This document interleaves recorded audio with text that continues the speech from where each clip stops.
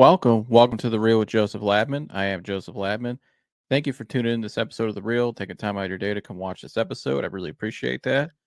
If you haven't subscribed already, please subscribe for me. I'd really appreciate that as well. That's the best way you can support this channel and help me grow my content and grow this channel to where I'd like it to be. Everybody hit the like button for me on the way in on this video today. That also helps promote this video more in the algorithms, helps grow this channel more as well. Please share this content. I would really appreciate that. My guests would as well. If you would please share this episode with someone you know that maybe is interested in the topic we're talking about today. Please leave a comment below as well. We'd love to hear your guys' feedback. You can interact with myself and the guest on the panel and the live chat as well. Whatever we're talking about, just leave a comment there in the live chat. Pop in and say hello. We'll put it on the screen for you. And yeah, without further ado, let's get to the show. Welcome back to The Real with Joseph Labman. I am Joseph Labman. Hope you guys are having a great Sunday night. Merry Christmas to all you guys. Happy holidays. So as we are finally here at Christmas time, I can't believe Christmas is already here. It seems like last year we were just saying that on the show, but the year has flown by. But Merry Christmas to all you guys, and appreciate for tuning in tonight. If you're in Ohio, it's freezing cold. It's been freezing cold all week. It's supposed to be a little warmer this week, so that'll be nice. Maybe some more sunshine. I'm getting over a cold, so sorry if I sound a little raspy tonight or a little off, but all week I was kind of down, just resting and getting some stuff done and let my body recover. So yeah, here we are though. But great night last night. I'm again to the Ohio State Buckeyes today after their big win over the Tennessee Volunteers in the college football playoff first round last night at home. It was a great night for the Buckeyes. Dominant performance. I'm going to get into that in a second, but I'm also going to get into the Myles Garrett comments as well that he gave earlier this week before the game about his future on Friday. And then some stuff he said after the game today when he followed up on it with some other questions by the media. So I'm going to get into Myles tonight in the second half of the show, but I'm going to start with the positives tonight. The Ohio State Buckeyes. And if you're new here, like, subscribe, share, and all that good stuff. I really appreciate that. And shout out to my man Mikey and Tanais today as well. He did a phenomenal job as always calling the game. So shout out to Mike calling the Browns game again today. Wish we can call some wins, brother, but just hadn't been many of those. But let's get into a team that did win. That's the Ohio State Buckeyes. The Buckeyes bounce back big. Like I said, a big win, 42-17 over the Tennessee Volunteers. My thoughts on the game. I was highly impressed. I wasn't surprised they won the game. I picked them to win the game, and a lot of people were very down on them and thought, man, they're not going to win at all. I know when I came up here after they lost to Michigan, I was on a rant that day because I was so pissed off we lost, and I was a little emotional that day. I'm not going to lie. I said some things that, looking back on, I'm like, well, I didn't really mean that, but I was emotional like everybody else. I mean, we all were emotional after that Michigan game. Fans were pissed. You don't want to lose that game ever. And we were supposed to win that game this year. And it wasn't that they lost. It was how they lost that game. And it was more of, I thought the coaching, like I said that day, led by Ryan Day, Chip Kelly in particular, let the team down. They let the players down. They let those seniors down that day. And because they put it all on the line that day. Guys like Jack Sawyer and all those guys, they played their ass off that day. But the game plan was horrible. And so I even questioned too, you saw the emotion after that game when they walked up the field. You had the brawl. You saw Ryan Day teary-eyed. You saw a lot of seniors crying. That was a big letdown. And then you heard about the players meeting after. I thought, I said on the show, I was like, I don't know how, I thought the season might have been over because I didn't know how they would recover from that.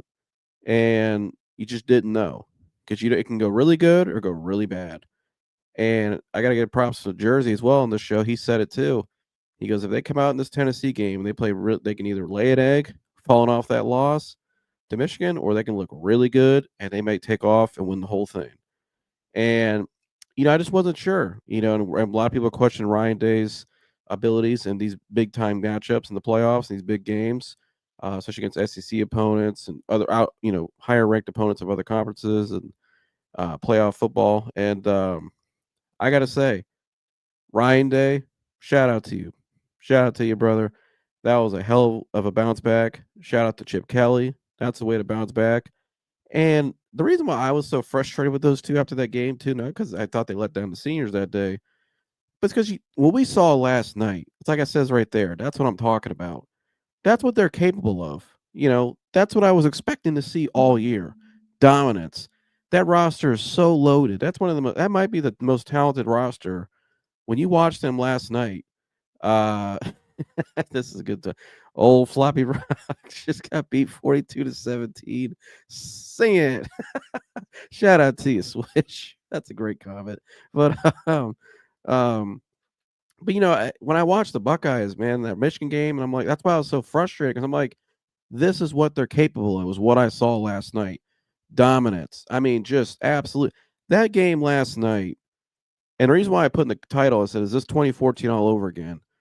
When I watched that game last night, guys, it reminded me so much of 2014, the Big Ten championship game, when we just lost JT Barrett in the last week against Michigan, and we had Cardell Jones out there going up against Melvin Gordon, Wisconsin Badgers, and we went out there and absolutely kicked their ass, 59-0. But it wasn't just an ass kick; it was how they won it, explosive plays, creating turnovers, the line of scrimmage is dominating, big shots down the field, the running backs going off in that game.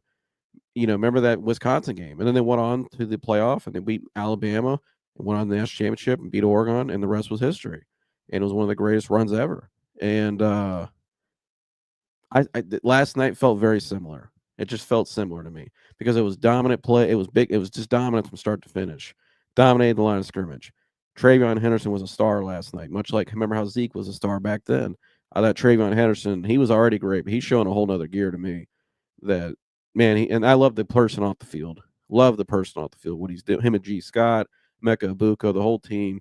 Just the spiritual aspect of this team. I love and I respect. I'll always defend Ryan Day for that. That he allows his team and his guys to do that and to promote that. The stuff they're doing, the revivals they're doing on campus. I mean, TRWJL Henderson is a model student athlete, but just an athlete in general and just a person. I hope the Browns draft him, but automatic jersey cop right there. But I just he's got a whole nother gear I'm seeing right now that I don't know. He just looks like he's in a zone, just a special zone that I think he's gonna be hard to stop that man against anybody down the stretch. And then I look at the rest of it, just like I said, the running game, but just the explosive plays, the bomb in the beginning of the game, how aggressive they were, the bombs to Jeremiah Smith, all night long, just deep shots down the field, the bomb to Emeka Buka on the second drive, just being really aggressive. That's one. I think that throw Will Howard made to Emeka Buka on that second drive where he got down like just within the 5-yard line. That might be the best throw I've seen Will Howard make in his whole career. That was an absolute dart. I mean, landed perfectly. You couldn't have thrown that ball any better. Right between right between two defenders, they go right there. He just dropped it right in the basket, and great concentration and catch by Emeka. That's what he does. I mean, this wide receiver group is by far the best in America. They're the fastest in America, and bigger too than everybody. I mean, Jeremiah Smith. That's my next point too. What I loved last night was how they targeted him. Because when I came away from that Michigan game, I was like, man, we stopped going to that guy. Why didn't we? He could have single-handedly won that Michigan game, really, and we just weren't aggressive that game. We tried playing it cute. We thought we can go in there. I think Ryan tried to play too conservative. I think he thought, we're better than them. We'll just go, run at their best players and defense and win the game and yada yada. But it backfired. Didn't work, obviously, and the clear advantage they have in every game, not just that Michigan game, is their receivers.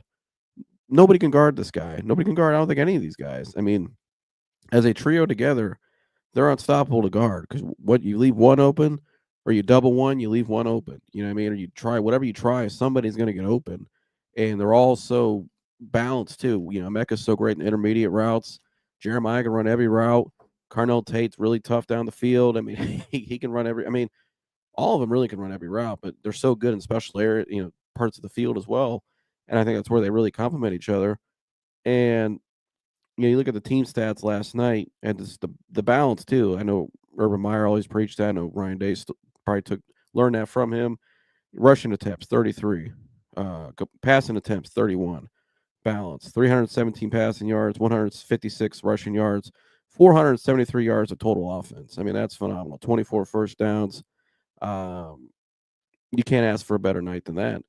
Only one turnover, and so and I thought the turnover was kind of a bullshit anyways. I thought, Jeremiah Smith was being PI'd in the back of the end zone, clear pass interference, and the guy went on batted the ball in the air, and the guy barely got his foot in bounds to intercept it. That should have been a pass interference. That was complete crap. So really no turnovers in my opinion. But Jeremiah Smith last night, I don't know how many targets he actually had. I expect to pull it up here in the box score. But he had a lot. And I mean, for the game, he had 6 receptions, 103 yards, 2 touchdowns, 17 yards of reception. Emeka Egbuka, 5 receptions, 81 yards. Travion Henderson had a couple big catches, even on the one on the wheel route. Had the big run. Travion, 10 carries, 80 yards, 8 yards a pop, 2 touchdowns. Will Howard had 37 yards on 5 carries. Quinshon had some tougher runs, but he got 2 touchdowns down the red zone for 34 yards. And then Will Howard, 311 yards, 2 touchdowns, 1 interception. When I watch this team, the balance offensively I saw last night, but then the defense, you go to the other side now, the defensive side of the ball, and let's see, sacks. JT Tuimoloau, 2 sacks last night, 2.5 tackles for loss. Jack Sawyer, 1.5 sacks. Ty Hamilton had half a sack. I mean, it was just dominance up front. And then you had Tyleik Williams, absolutely dominant last night, just completely collapsed in the pocket, penetrating all night, was great in the run game. You watch these guys in the front seven as a whole. Cody Simon, great game. Sonny Styles, big hit in that one. I love that. I love seeing that edge. And I feel like when you go back and you watch that 2014 team, the offense made all the explosive plays. The defense brought the edge and the aggressiveness up front. And that's what I saw last night. I saw a defensive line playing with their hair on fire, doing whatever they wanted all night long, just completely giving that Nico kid so many problems. And in the front seven as a whole, the back end was doing their job, but the linebacking core I thought played their best game of the season. Just dominance, aggressive, setting the edge, big hits, right? And it was just loud in that stadium too. And that was the one thing I loved last night was all the Tennessee fans that were there. And shout out to all the Ohio State fans that were in the building. They defended home turf. I read it was probably about 75% still Ohio State fans. The other 35 were, Tennessee fans, or 25%, excuse me, that traveled that were Tennessee fans. But I shout out to the home team last night. Shout out to the fans. They held it down. They were loud all night. They got behind the team. That energy in that stadium, you could feel it through the TV. That's the best stadium atmosphere I've seen in Columbus in a while. That was one of my other critiques. I know a lot of people criticize that, some of the in-game experience in Columbus. Sometimes you go to the day games and it's a little, not as exciting. But that last night is Ohio State football.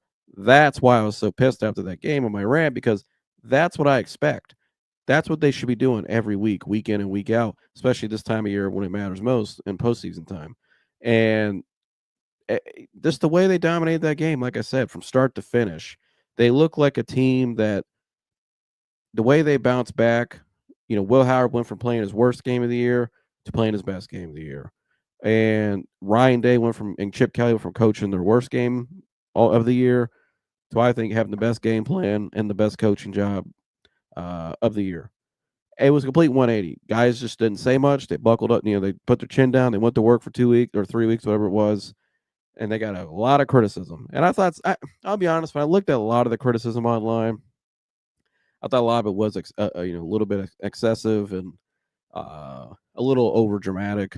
And then you got people in the national media today saying like, well, you can't blame us. You guys were saying it. Well, no, you guys were the ones that stirred the pot and throw the shit out there. So stop it, because Ohio State gets you clicks and ratings. That's why you like them in prime time. That's why you like talking about them all the time. That's why even big shows like First Take talk about them. They're one of the biggest brands in all sports. So shout out to the team though, because they clearly huddled in as a group and said, you know what? We didn't beat the team up north, but the one thing we can do, the biggest prize is still in front of us. And we're the best team in the country. When we're playing at our best, I don't think we're the most talented team. Nobody could stop us. And that's what they did. They went out there, the leaders led, and the rest of the guys followed behind them. And they just went out there and kicked ass for 60 minutes. I mean, just absolute domination. And like I said, when I watch this team now, just how balanced they were last night, how complimentary they were on all three phases, all sides of the ball. The kicker even made his kick last night. Did he make his kick? No, excuse me, he missed his kick. I take that back. We didn't make our kick last night. But but no, I thought offensively, defensively, just all the units, I thought they played really well. And you just saw a different attitude, a different edge, a team that looked like they had all that anger and just the shit they heard for 3 weeks, and they went out there and just absolutely let it rip. And I think this team, why I think they're like 2014, like I said earlier, is because it reminded me of that Wisconsin game, how they responded. I remember the Wisconsin game in 2014, like I brought up earlier, but how they responded, but also the momentum they have now, the confidence in the momentum this team has with the talent they already have on the roster, I think is going to really, they're the most dangerous team in the playoff by far because they have the most talent and they're playing with the most chip on their shoulder, the most edge, and there's the most, their backs have already been against the wall. The worst thing that could have happened to this team already happened. So once the worst has already happened, it can only be up from there. When I look at that roster and all the players we have out there on both sides of the ball, that is a scary sight. Ryan Day, he got nothing else to lose. Really? I mean, I know some people think if he doesn't make the national championship or win it, he's still going to get fired. But I think the fact that he already lost again to Michigan, and it is what it is. I don't think he has anything else to lose. You know what I mean? Ryan Day to me was interesting last night. After the game, his body language, you could tell Ryan Day had a little bit of like, you mother effers doubted me for a month and counted us out. And I know Jack Swear said it into a camera at one point. But I thought when I watched Ryan Day's body language, his demeanor, especially after the game last night, it looked like a guy who he's got to get this one done and leave on a high note, because I think there's a chance he could be leaving after this season. And a lot of people speculated that he may leave. Maybe it's a lot for him. I know his son posted on his story the other day too what Nick Saban said about the Ohio State fans and put preach coach, and that kind of tells you, kind of what they're thinking, which as a family, and I don't blame him for that. I think though, when I saw Ryan Day's body language last night, he looked like a guy who this could be his last run. And he also looked like a guy he's going to give it. He's got nothing to lose. His back's not, already been against the wall. Everybody's doubting him. He's playing with house money, and the teams reflected it last night. And I thought what Trayvon Henderson said after the game too to the local media, he said, that's our coach. We got his back. Like, he's our guy. We love Coach. That's a big sign. And they played like it last night, because that team could have easily, like I said, could have tapped out, could have quit on their coach. You heard some of the reports about the meetings they had after the game. And I even said it on my show. I just said, I don't know how this team's going to respond anymore, because I don't know how those guys can get up and play after what I thought their coach cost them that game against Michigan. And whatever happened the last 3 weeks in that facility, keep doing it, because that looked like an Urban Meyer team last night. That looked like the old Buckeyes. And I'm at a question for you guys. I mean, I'm 25 years old. I've been watching Ohio State. I was born in '99. I watched Ohio State my whole life since I can remember. I haven't seen a dominant performance like that since. I keep thinking of that Wisconsin game in 2014. That's why this team reminds me of that. Just that team that was absolutely just loaded with talent, and just has they're playing at the right time. They're playing at their highest level at the right time, and just catch momentum, and it carries them all the way. But I think of that game, and I don't know. I can't really think of another one. I mean, maybe the Clemson in 21 and the Sugar Bowl. I thought that was a dominant performance from start to finish. Fields is unbelievable that game. I think that one, I thought that was Ryan's best game thus far until last night. And so, but that's one of the best performances I've ever seen. It's not like Tennessee was some shit team either. I mean, they were a pretty good team all year. They got some good guys up front on their defensive line too. And our offensive line last night, all the young guys, I mean, our offensive line for the future, when you watch these young guys like Luke Montgomery, who was a North Coast blue chip basketball player growing up with Bronny James, and it was actually really good. He was a starting center. So you can see the athleticism and the hell of an athlete he was growing up. And now he's starting last night at right tackle and just absolutely dominated. I mean, pancakes all night. I mean, the one play he just bulldozed the guy right in the ground. I mean, Luke Montgomery looks like a force to be reckoned with down the road. And just that whole offensive line, the Chabola kid, I believe is his name, Carson Hinsman. and I can't remember the other guy's name, excuse me, but all 4 young guys. I mean, they look Austin, I believe his name is. I mean, they all look great. So the offensive line is really turning the corner. I thought last night for the offensive line, that was a very impressive sign to come out and dominate the line of scrimmage against a pretty good defensive front for Tennessee. That Tennessee has some pretty good players up front, especially the edge dude. He might be a first rounder. So unbelievable night last night. I think this team, like I said, they remind me of the 2014 team. And I think this team right now, I think they're going to beat Oregon. I think they're going to win the Rose Bowl. I thought they should have beat Oregon earlier in the year. I thought they gave that game away. I think the way this team's playing right now, they're the most dangerous team. Nobody wants to play this team right now. That team last night was physical. They were dominant. Like Urban Meyer say, 4-6, A to B, from 60 minutes. I mean, they were just on fire. And I don't know how you guard that team either, because number one, they're the number 1 red zone defense, so it's hard to score on them. But also offensively, they can kill you in every way. They can kill you. I mean, so the RPO play they ran last night with Jeremiah Smith at the beginning of the game. I mean, Chip Kelly's on his A game, and then Travion Henderson's running the ball like that. Then you got Quinshon Judkins. I mean, some of the little run packages they had, the gap scheme last night. They finally brought back the gap scheme, which they didn't do in the Michigan game. And in the receiving core, and then when Will Howard, he was more than a game manager to me last night. He was dropping some dimes out there, but he can just run the offense and his experience and his ability to run the ball. And he's a big kid too.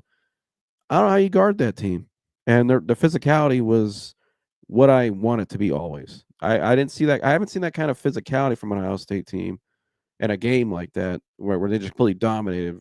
I don't say a while, but I haven't seen it like that in a while. So that makes sense. And so it was great to see.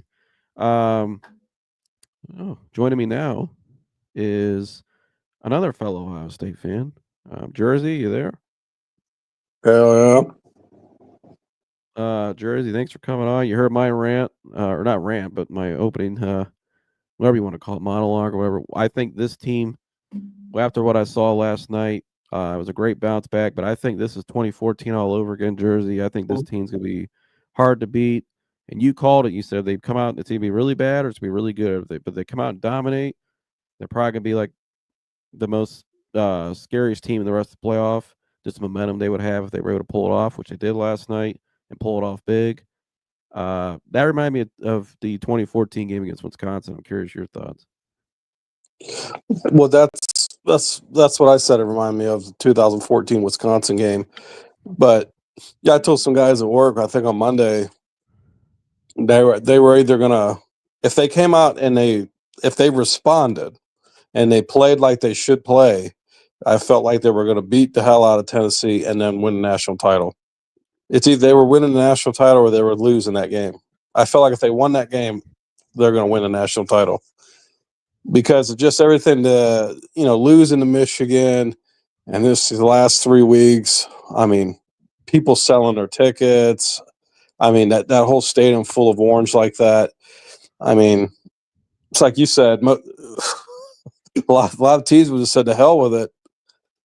Coaches would have said to hell with it. So, yeah, that was a very, very. That's what you expect, though.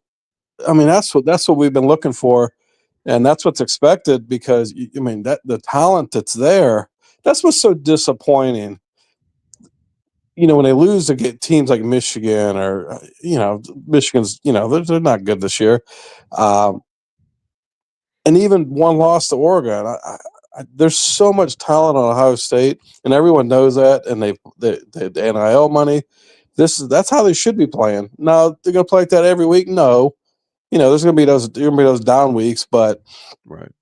That was total opposite of what we've been seeing really last year and this year. Soft, didn't look like they were there to play. Coachy wasn't there. So last night was that's what we've expected. And I think they caught fire. And I think they're gonna win national title. This is what everyone thought at the beginning of the season, they're gonna win the national title. Mm-hmm. Okay, what changed? I mean, O-line got beat up, but O-line looked great last night. So now everyone saw last night what the whole country saw what they expected out of Ohio State, and you got Jeremiah Smith, that guy alone. Nobody could guard that guy. Oh my gosh! Other than Travis Hunter's probably the only person that could cover the guy. Right. So, but here and they used all the assets last night, which was great. You know what I mean? You got those two running backs that are fresh. You know, Kirk Herbstreit made a point.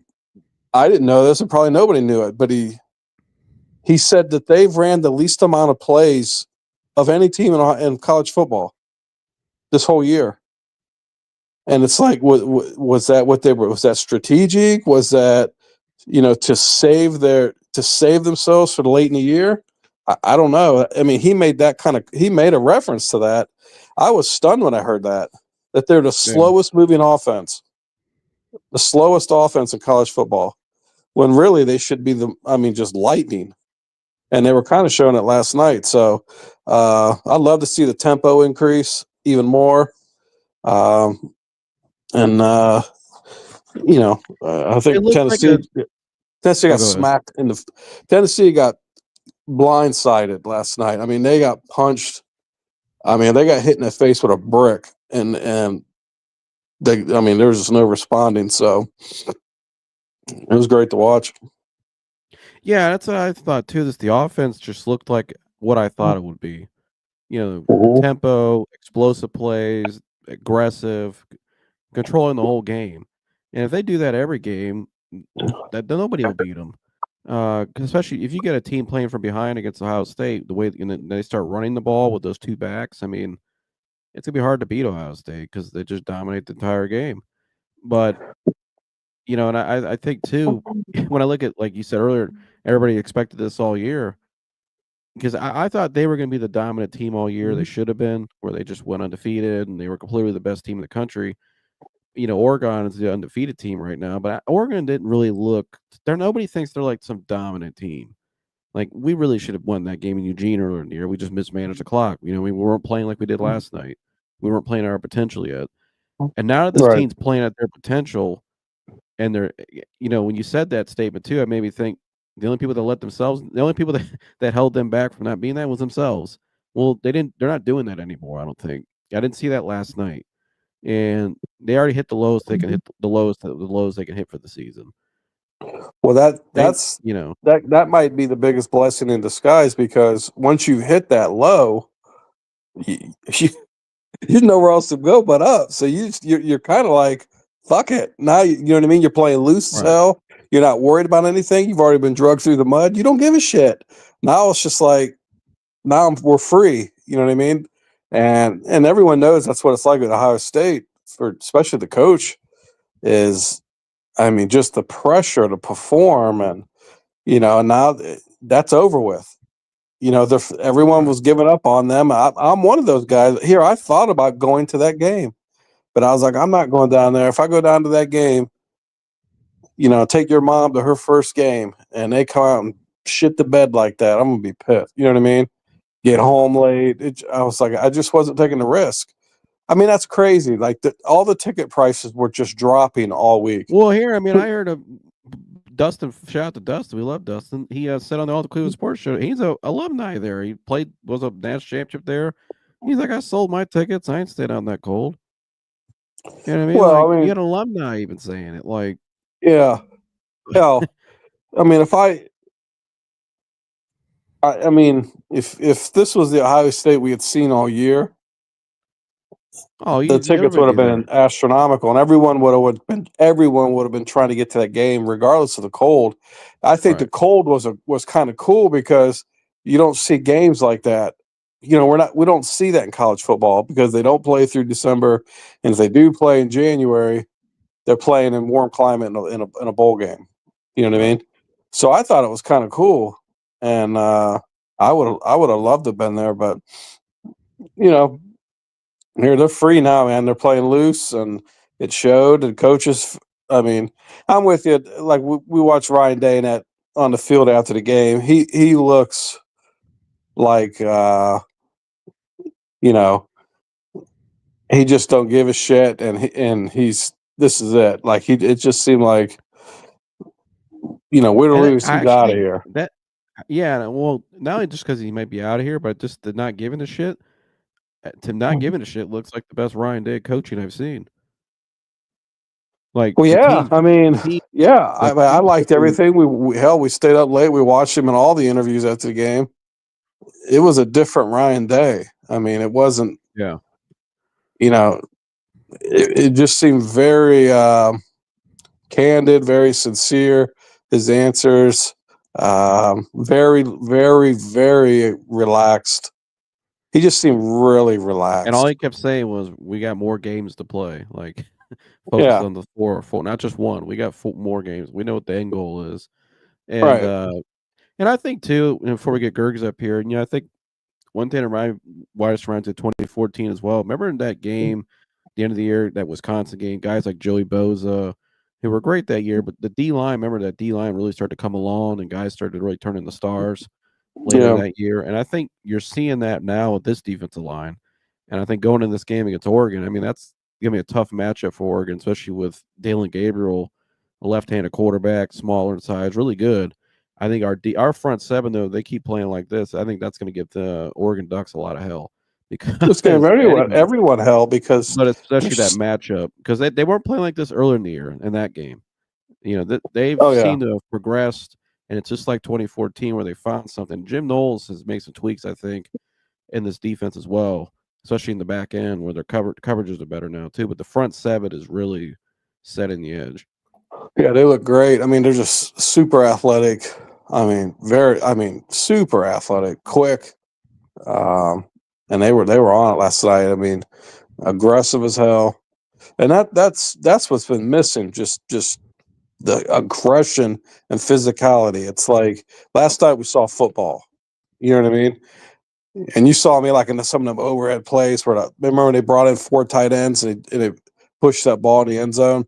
Yeah, It showed you from the overhead, and you get to see the O lines working. You get to see the push. You get to see the hole develop. Gosh, that's. And I remember I said I looked right. I said, God, I fucking love football. yeah, That is football. Bringing in 4 tight ends and just pushing them son of a bitches backwards. You know what I mean? yeah. Just seeing those holes, it just gets me. To me, it's the greatest part of football, and that's we used to see that all the time at Urban. You know what I mean?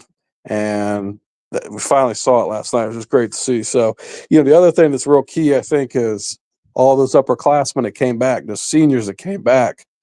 Uh, that I think that's making a huge difference. That I think is what made the difference these last 3 weeks. Your Jack Sawyer, all these guys that are these upperclassmen, these leaders. These guys, then we hear a guy like Caleb Downs, who's not an upperclassman. I mean, all these guys stepped up and put everybody's ass on notice. So Yeah. it's just it's almost impossible to win. You don't have those upperclassmen when you're young. Everyone knows this. When you're too young, you falter in these situations.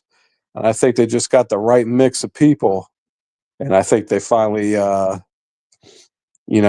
they found a sweet spot last night. So Yeah, and the it looks guys like that are they're young, firing. they're mega stars. They're Caleb Downs and they're Jeremiah Smith. Yeah, I Like mean Jeremiah Smith you alone guys can. who are gonna be Jeremiah Smith could be number one pick in the draft in 3 years, and then Caleb Downs, probably gonna be a top 10, 15 pick. I mean Jeremiah Smith. I mean, you just get this guy 10 touches. It's almost like you're guaranteed to win the game. I don't know anybody can guard him. Yeah, it's.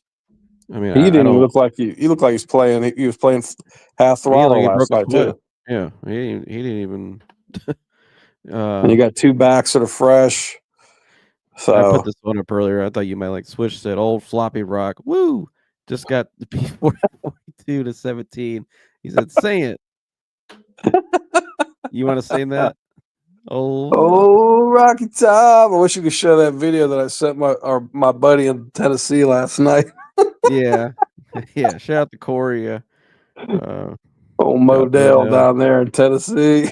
Yeah, but we got Gergs in the house. Gergs, Yo, thanks for coming up here, my friend. what's up? What up? Another Uh, Buckeye fan. Yeah. But Gergs, well, how's your day going, Gergs? You hit on any parlays today or anything? Or Yeah. I had Kyler Murray and Bryce Young as rushing touchdowns, and they ended up getting it. But made some terrible fantasy starts, and probably going to cost me a W and to go to the championship. But whatever, it's neither here nor there. yeah, you can find Gergs and with Dan over on the Fix. They'll be probably back this week or sometime, maybe for the games next week on New Year's Day. So stay tuned for that. And the professional fan with Mike Antonis. Mike had his first show, and actually went pretty well in the algorithms. His 3-round mock draft. So stay tuned for his show this week as well. Mike's got a good one coming out, I think, Thursday, the day after Christmas, and it's going to be how the Browns can turn around in one off season. So stay tuned for that. But Gergs, your thoughts on the Ohio State game last night? It was what I thought it was going to be. It's the classic. We have nothing to lose game. We lost to Michigan. Play free. Is Ryan Day great? Is he not? Game. And then now, in my opinion, now the pressure's back on them, because they showed what they're capable of doing, which is, I mean, there's no question they have the most talented team in the nation. It's just what they've had all year. I mean, going into the year, all this NIL money. I mean, getting Caleb Downs, having Jeremiah Smith. I mean, they are who they were. I mean, that's what they always were. But let's not forget who their coach is. You could say they remind you of the team that beat Wisconsin and everything like that, but that is two different teams based on who is on that sideline. One was Urban Meyer, the other is Ryan Day, and that is doing Urban a disservice by saying that the team itself. I mean, yeah, of course they have the talent. I told anyone that would listen. The other, Ben was very nervous about the game, and I'm like, dude, they're going to thump them. They're going to thump them. It's here. They lost to Michigan. They're way better than Tennessee. They're way better than Tennessee. It didn't surprise me one bit. But going forward now the pressure's back on them to win the games, because the country realizes this is who if they play like this, they will win a national title. The problem is will they play like that? Mm-hmm. I don't know. Will they call those play? I mean, will they play that physical football? Will they? Will they? It's not a question of can they win a national title. It's just, will they play up to what they're capable of? And until Ryan Day does it, you can't you can't say he will. That's for sure. Right. It's hard to say because he's always shown you otherwise. I mean, the game against Georgia, I think they did a great job. He did a great job in that game. Just that the Harrison injury kind of killed the momentum, but I think they did great in that one. He had him up for that game. I mean, do you think he's not a better coach than Dan Lanning?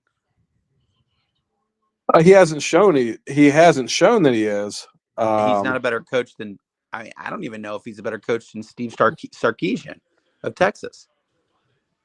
So he may not. He may.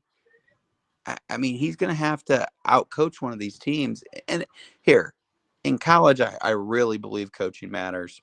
Really, really, truly do. I don't know. I mean, I don't know. We'll see if they beat Oregon. I don't think they do. But they, again, not that I don't think that they're talented enough to, because they are. I just don't know if they truly. I don't know. I think it's just classic Ryan Day and the Buckeyes. They let you down, and then the very next week they come out and they thump you. I mean, they thump the team and they get you right back up, you know, and then next thing you know, it just happens all over again. I Well, don't that might think. be. Oh, go ahead. I was going to say, I think the fact that Ryan Day is playing loose or is coaching loose is the Yeah. difference. I just don't know. I think the whole, and here's the other thing: Dan Lanning, Sarkisian, could they coach at Ohio State? Can anybody who can coach at Ohio State? Who can withstand it? You know, I mean, who can have people standing outside their home?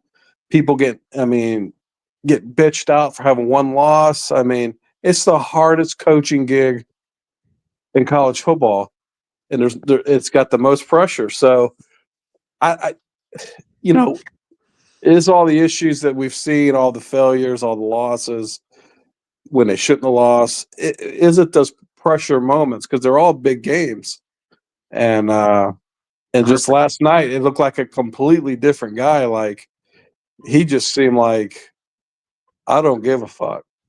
You know The what I game mean? plan was the most unloose game plan I've ever seen. Like, or the most loose game plan, like in terms of just like usually a lot of times it's either too conservative or it's it's they get a little lull in the middle of the game. That game plan last night was just this is what we're gonna do. We're gonna go out and attack. We're gonna push the ball down the field, and there's nothing they could do about it.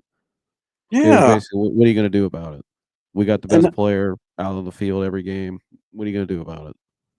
right, and it just seemed like he that could be the difference. Is the fact that we believe that he's leaving on his own, and he's just he don't feel the pressure anymore.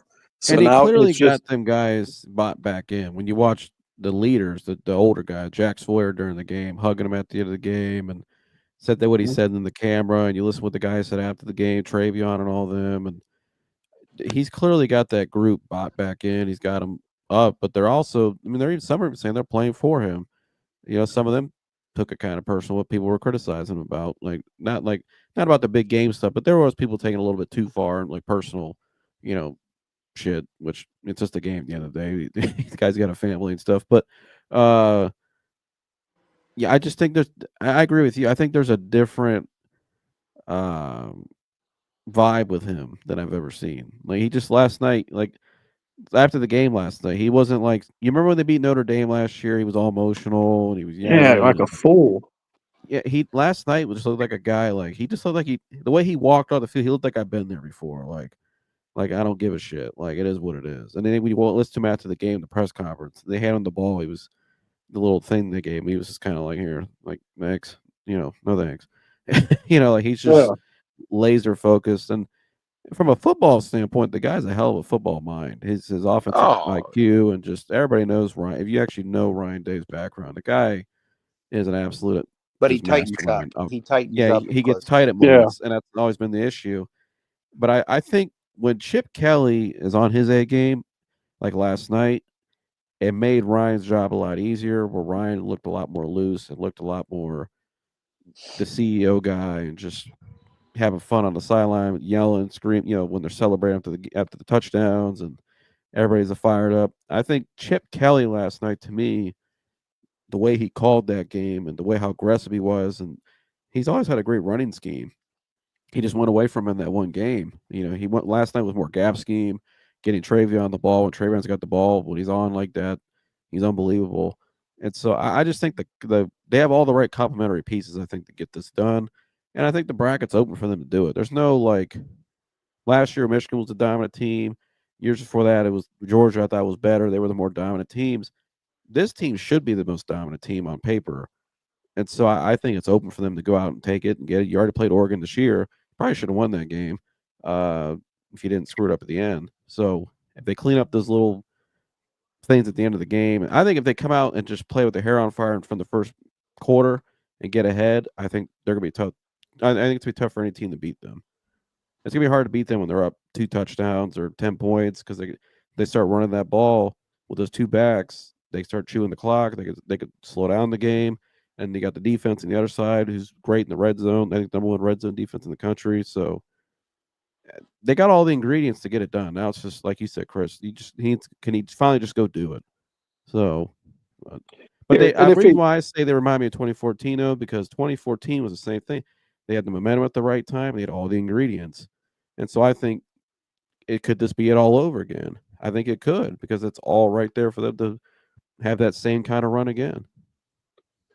well, yeah, they just found that chemistry. Everyone's on board. It seems like they found it's what happened with Michigan last year.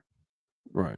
It was everyone was against them, and it just when you watched Harbaugh, in interviews, you watched him around the players, like I remember watching him during the selection, college playoff selection. You could just tell. I mean, you could just tell that it seemed like a dad with his kids. You know what I mean? And I think they found that last year, and that's what propelled them all the way through. And nobody was beating that team. And No. that might be what happened here is, and if that's the case, then he did his job. I mean, if they win national title, and I've been his biggest critic. I mean, because I don't have patience with that shit. Ohio State. I expect to be turning on and getting great product and get my money's worth for my cable bill. And Maximum savings. yeah, I'm always the most harsh critic on a coach. You know what I mean? Because I just believe coaching is the most important thing in anything. So if they caught that, look the hell out. I mean, you might see them stomp out Oregon. I mean, they might go in. I mean, when they played Alabama that year, it was just kind of like, I mean, they had full control of that game the whole time. So, and I don't even think that roster. I mean, you had Ezekiel Elliott, obviously, but Joey that Bozo. Yeah. I don't even know if it had the same level of talent as this team does. So, but it was the same thing. That team had just caught fire. So, I mean, it's a beautiful thing to Yeah, see. but here they got to put it together for 4 straight games. Well, of course, I know that. That's what we're saying. But either they did or they didn't. What I'm saying is, if they did, I mean, that didn't look like the same team. Like that was I don't think that was just an anomaly last night. A team that's been so mediocre and so underwhelming for 2 seasons. You know what game pissed me off the most? That Missouri game. I don't care that it was a meaningless bowl game. You went out and got the shit smacked out of you by Missouri. You didn't even have enough pride. This is the Ohio State Buckeyes. You didn't have enough pride to at least go in there and stomp those guys out like you should have. That was the game that was most disturbing to me. I don't care that it's a meaningless bowl game. You're the Ohio State Buckeyes. It's the Ohio State. Like you don't go in and get slapped around by Missouri. So I just don't think last night was an anomaly. I think this is just one of those things, man, where everyone turned against them, and now it's just them against the world, and that's where you see teams put together those string of games that it takes. It doesn't take 7, 8. Here it's going to take 4, total of 4. We know that, but once you caught it, you caught it. You know what I mean? Michigan did it last year. I don't care if Michigan played 3 more games. They weren't beat. Nobody was beating that team. You know what I mean? What I'm saying is I think Ohio State may have caught that. So, well, we can talk about our national championship team at the end of our year. We caught lightning in a bottle at the right time, and we could have played 5 more games. Nobody was going to beat us. Yeah, I mean, so it just happens, and so yeah, I mean, and Ryan Day again, but that's what I kind of I think not to cut you out. That's why I say that because I've been a part of that at some level where you're playing nationally, you play late in the year, you're playing multiple games. Once you get that momentum going, it's all about just nutrition and just keeping that, in depth. And they have the depth, they have all that, and when you're playing at a high level like that, you have fun playing football. Like it's the funnest time of your life to ever play football is when you're on a stretch like that. It's just Right. you love going and playing every week because you just like Can't nobody's gonna wait. stop you. Yeah, but Just they're not can't. really in a stretch. They're down a stretch here. They're in a playoff stretch. No, I know I'm saying, but they're not like it's not like they've done anything. Like they're not on a streak right now. Like this is No, what I'm saying is they look they great. have when I you mean, come out last night and have a Penn win State like looked that. great. Yeah, but I mean, they should have won. It's SMU. well, I mean, yeah, but Ohio I think State should have Michigan would have won beat too. SMU. I know, but there was people that picked Tennessee to win that game, but not because of their talent, but simply because they figured they had just given up that's what I'm because of that saying. Michigan loss. But they didn't, and they came out, and not only did they win, but they won pretty handedly. No, That shows that they're not on that mindset, and that really they're having fun playing ball with each other. And I just think if you watch that Michigan team last year, I've been a part of just a lot of teams when you just hit lightning in a bottle like that, and they just come out in this Oregon game and they can get past this Oregon game, they're really going to take off. I mean, it don't matter if it's 2, 3, 4, 5 more games; they're just going to be rolling. It'll definitely be interesting to see this Oregon game how they come out.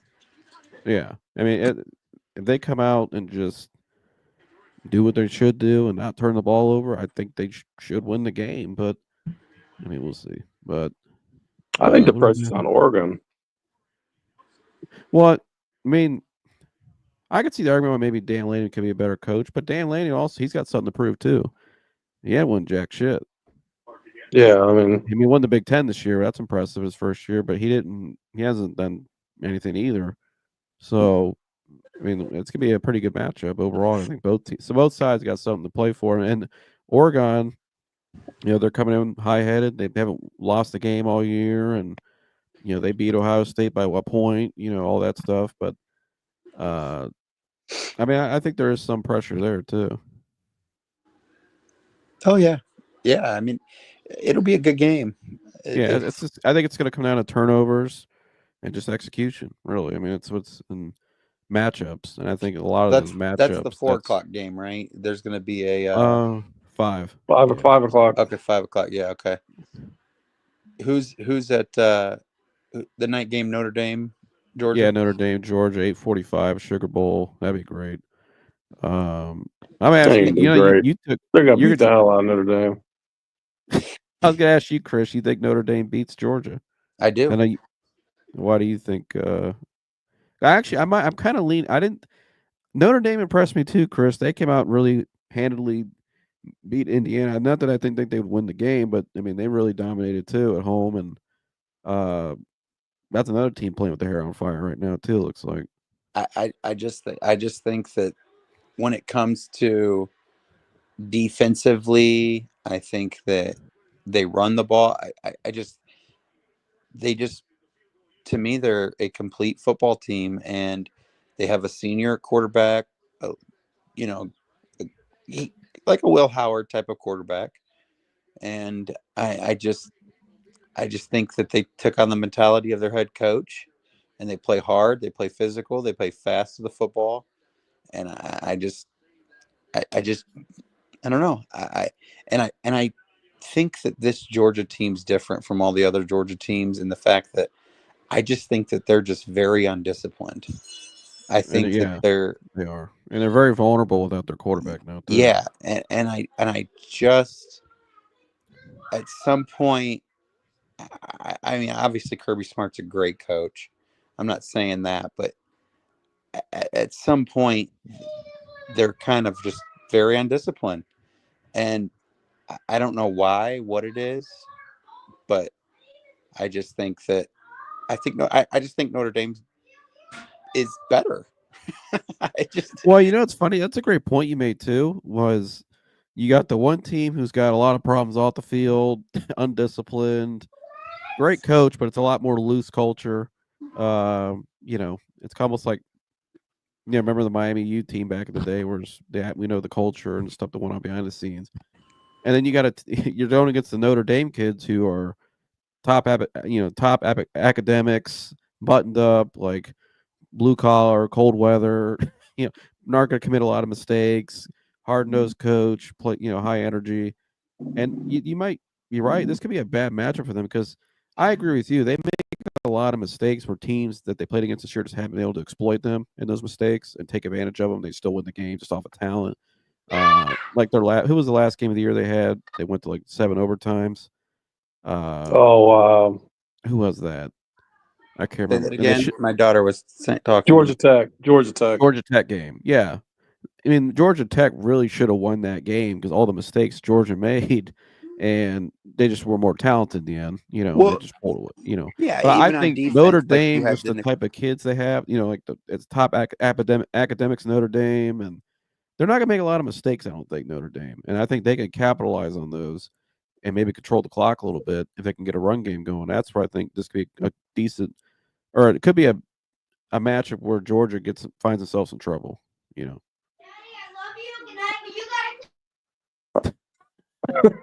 Chloe. um, What do you think? Yeah, sorry, my daughter was talking to me. No, I'll go ahead, Chris. I just and even in the years past, you had Georgia had the Jalen Carters, the Kobe Deans, the the leadership on there, and I just I don't know. I just don't see it this year. I've watched them plenty of times. Yeah. I've seen them make boneheaded plays. I've seen them. I just I don't know. I think it'll be a good game. I just think I don't know. I think Notre Dame's going to the championship. Now, do I think they win? I don't know, but I think they're going. I Could think you it's imagine if you got the Ohio State Oregon game? That's gonna be massive ratings, and then Ohio State plays Texas. Let's say they win. yeah, That's gonna be huge ratings, big brands. And imagine if Ohio State then plays Notre Dame. You have those 3 games in a row of just big brand, big games. I yeah. mean, ESPN's got to be in the rating. They got to be drooling if that happens. I just thought that was interesting, but yeah, I don't know. That's a good point though you make, Chris. I mean, I agree with you. I think they've been sloppy at times this year. You know, the one thing too about I know Carson Beck's not playing, but you go back to those other teams from 2, 3 years ago. I mean, Stetson Bennett wasn't as talented as Carson Beck, but I thought he was a little better than Carson Beck at times in the bigger games. Carson Beck at times to me, I know, Dad, you've watched him. And he was a guy that was supposed to be a first round pick going to the year, Heisman guy, and I think now I don't know if he's on my draft board. Sometimes the way he looks. He's probably a mid-late rounder now. I mean, your thoughts? Well, here anybody they got in the stable is going to be good enough. And plus, this guy's going to have a month to prepare. I mean, it's not like George is bringing in 1-star quarterbacks. You know what I mean? Right. They just it's Georgia. So the reason I think Georgia's going to win this game, and I think it's going to be easy for them, is number one, they're more talented at probably every position, by far more talented, and they're battle tested. Notre Dame has what have they done that's made them battle tested? I mean, who they played? Yes, they're great student athletes, but they're not as talented, not as fast, they're not as strong, they're not as physical. And the same thing I think is going to happen to them. They're actually going to play a legit college football team, arguably maybe the best in college football, and they're going to get shit smacked out of them. Georgia can afford to make some stupid mistakes against Notre Dame. I just think they're just too much talent, too physical, too big, too fast, and they play a tough schedule this year. They've earned it. They finally played a tough schedule, and they got some losses, but they're battle tested. And Notre Dame's not. Notre Dame, who the hell did they play? We'll They didn't see. play anybody. It's gonna be a great matchup, though. I can't wait to see it. That day is gonna be great. I Those mean, I games. watched that Georgia Texas game. That was how football should be played. I mean, just the physicality, the hitting, and if Georgia comes in and plays like that, Notre Dame has zero chance. Zero chance. There's just I too disagree. much of a talent gap. I think Notre Dame plays just as physical. No. I think Well, Notre Dame will I don't come think up they're and soft. I mean, swing. Marcus Freeman don't have them playing soft. They're not a soft Yeah. team by any means. No, but this is where it boils down to talent, and being and battle tested. Like I just don't. There's something to be said. You hear it all the time. Like you just can't play nobody all year and then all of a sudden be beating the best teams in the country, the most talented teams in the country. I mean, there's a gap there. You know Well, I what I think mean? what's be the matchup in the game is going to be Georgia's front. You know, when they start blitzing and sending pressure on that quarterback, I think that's going to be the difference in the game. Right. Those freaking DNs well, start coming. My gosh. Maybe that O line. I'm saying I think we'll see what happens. I think that's where the game's going to be decided ultimately. He said, "Congratulations on your consolation prize. You can't call Ohio State a great team when it's beaten by a 7-5 team with no offense." I'm assuming you picked Tennessee Atwater, but I don't know. I appreciate the comment. It's all good, but yeah, it's gonna be interesting to see what happens the rest of this playoffs. That's for sure. I cannot wait for New Year's. I'm liking these matchups, especially that night from the Rose Bowl, the Sugar Bowl. That's gonna be unbelievable. Those two games, but I'm gonna take a quick break for a second, guys, so I can regroup my notes and stuff. When I come back, we're gonna talk about what Myles Garrett had to say Friday, and then on tonight after the game as well. So stay tuned for that. And so in the meantime, I'm gonna play a couple ads here for our two other shows on the Real Media. We got The Fix with our man up here, Chris Greganis and Dan as well, and then we got The Professional Fan with Mike Antonase. Take a look.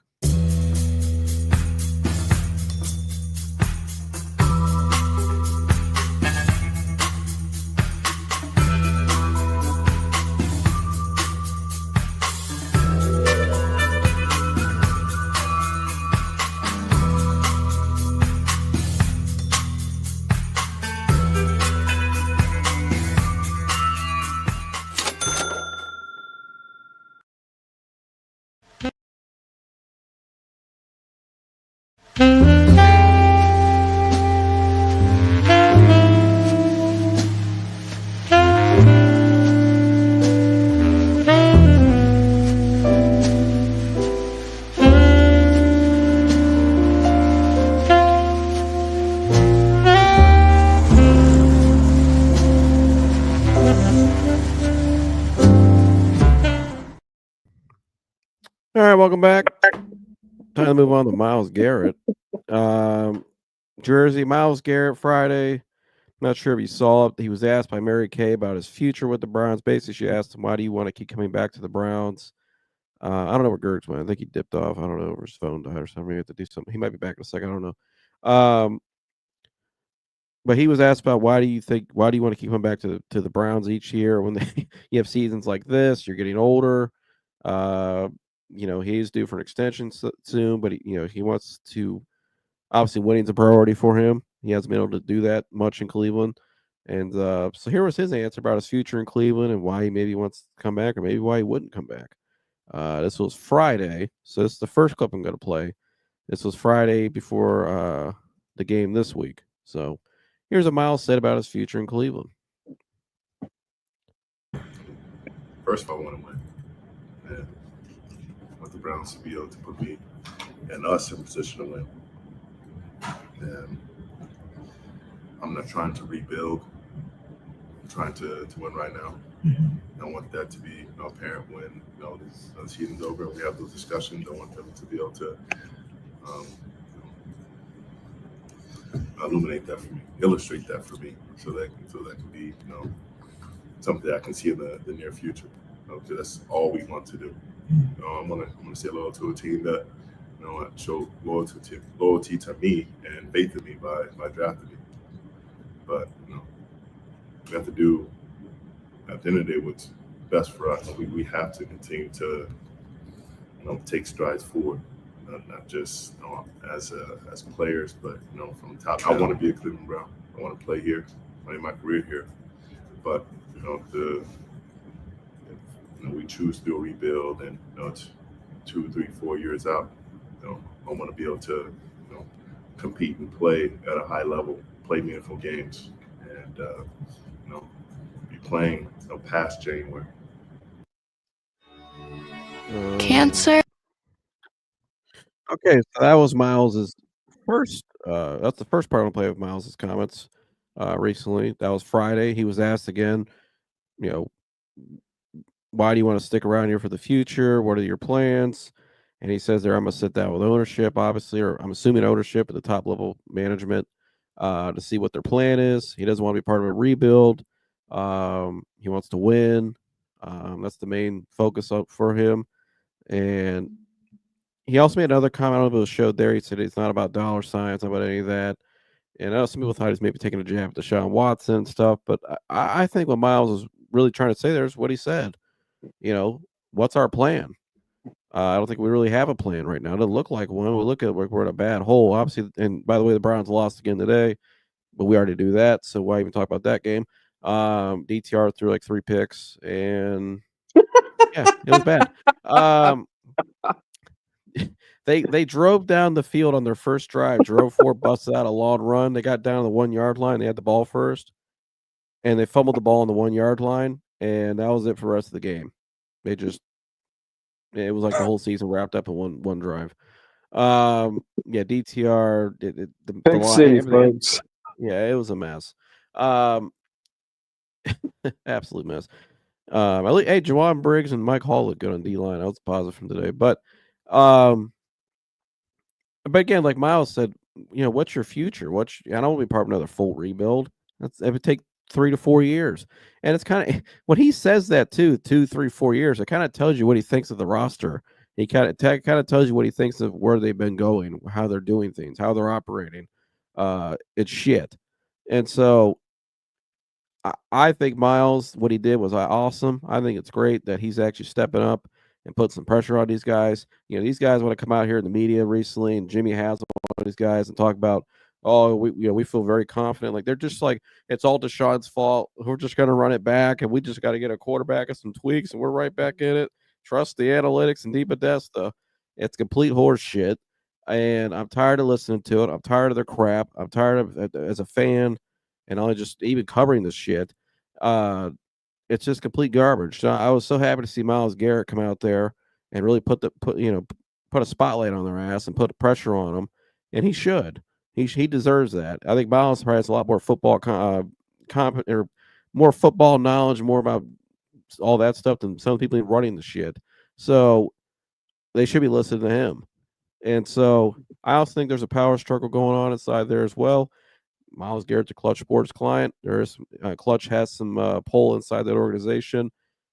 Just go look it up. You'll find it. I found it pretty easily. If I can, you can. Just go do your research. But I think there is a power struggle going on inside that building. I think there's a lot of different philosophies. I think what it's always been.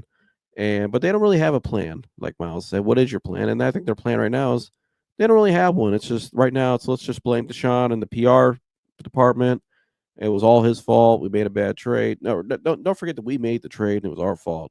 It was all his fault. And we'll just go out and draft a quarterback in a shitty draft class and, bridge quarterback where I don't see any. I mean, Jersey, your thoughts on his first comments there if I play his comments after the game today? Well, first of all, they should give him a bonus for being as diplomatic as he was. He's probably only defensive end in the league that would use the word illuminate, Right. But he was being really nice about it. You know what I mean? I mean, a lot of guys have just been up there and that whole the whole point of what they said would have came out in a whole different context. And so what came out an entire different way. So first they should be very thankful, because if he would have came up and just lit their asses up, they'd be under a lot of pressure, a lot more pressure than they are now. So, but I don't blame him. I mean, there was something like last week, during that Steelers game, somebody made a comment about, when was it Steelers game? I don't know when it was. It was just recently, but how many more? You think about this, there are so many 3-and-outs. The offense is just horrific. It's been like that his whole career there. how many more minutes has he been on the field? How many more plays has he had to play versus other guys? You know what I mean? Uh-huh.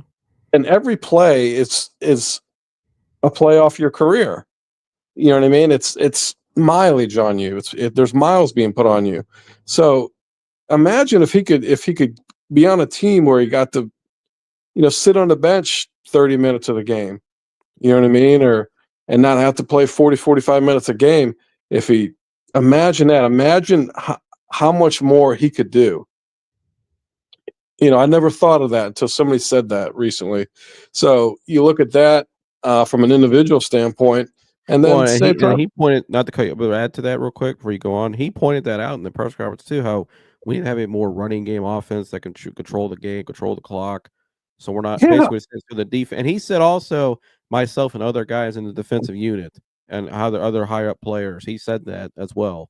So it's multiple guys thinking what he's saying. He's just the biggest voice, and so yeah, we're out on the field too much as well. But go ahead. yeah. I mean, and then from a team standpoint, I mean, my gosh, I mean, I get what he's saying. He wants to play in January. He wants to have a chance to actually play in a Super Bowl, win a Super Bowl. I mean, it's been long enough. He's went through their whole rebuild and what they've done, and it's turned into be an absolute disaster. And they're running out of people to blame now. When I say they, it's the goons in the front office. It's that jackass D Podesta. Yeah, I must say it. That's exactly what he is. And he's the common denominator in all of this. And I don't know if I said on a show last week, when he first came into town, he was all over the media. He was in all kinds of interviews because, they were wiping that team clean and he was going to have all this cap space and all this, he was everywhere. And now he's nowhere to be found. As the years go on, you see him less and less and less. And the fingers just pointed. There's been so many people been blown out. And everyone that's been blown out, if you sit and you listen to them in interviews, they're all saying the same thing. They're all talking about the same people in the Browns organization. They're all saying the same thing. And everyone's been a scapegoat. Coaches, players. And so they're run out of people to blame. And Myles Garrett's just not going to be someone, you're not going to blame him. And these guys sit back and they've seen it themselves. How many players have they seen just get destroyed and they got to keep their mouths shut because even though they know the issue is someone else? I mean, it's not hard to figure out.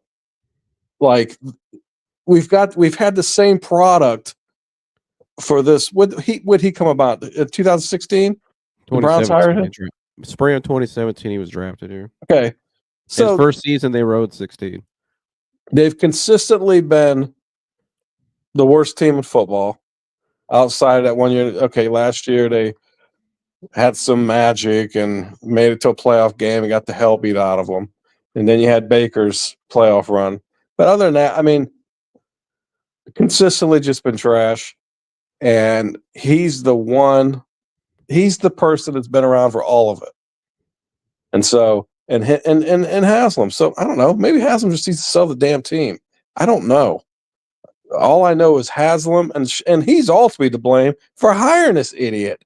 Why do you put this guy? I don't know if this guy is running Haslam's other companies with his analytics, and there's great things happening with it. But who knows?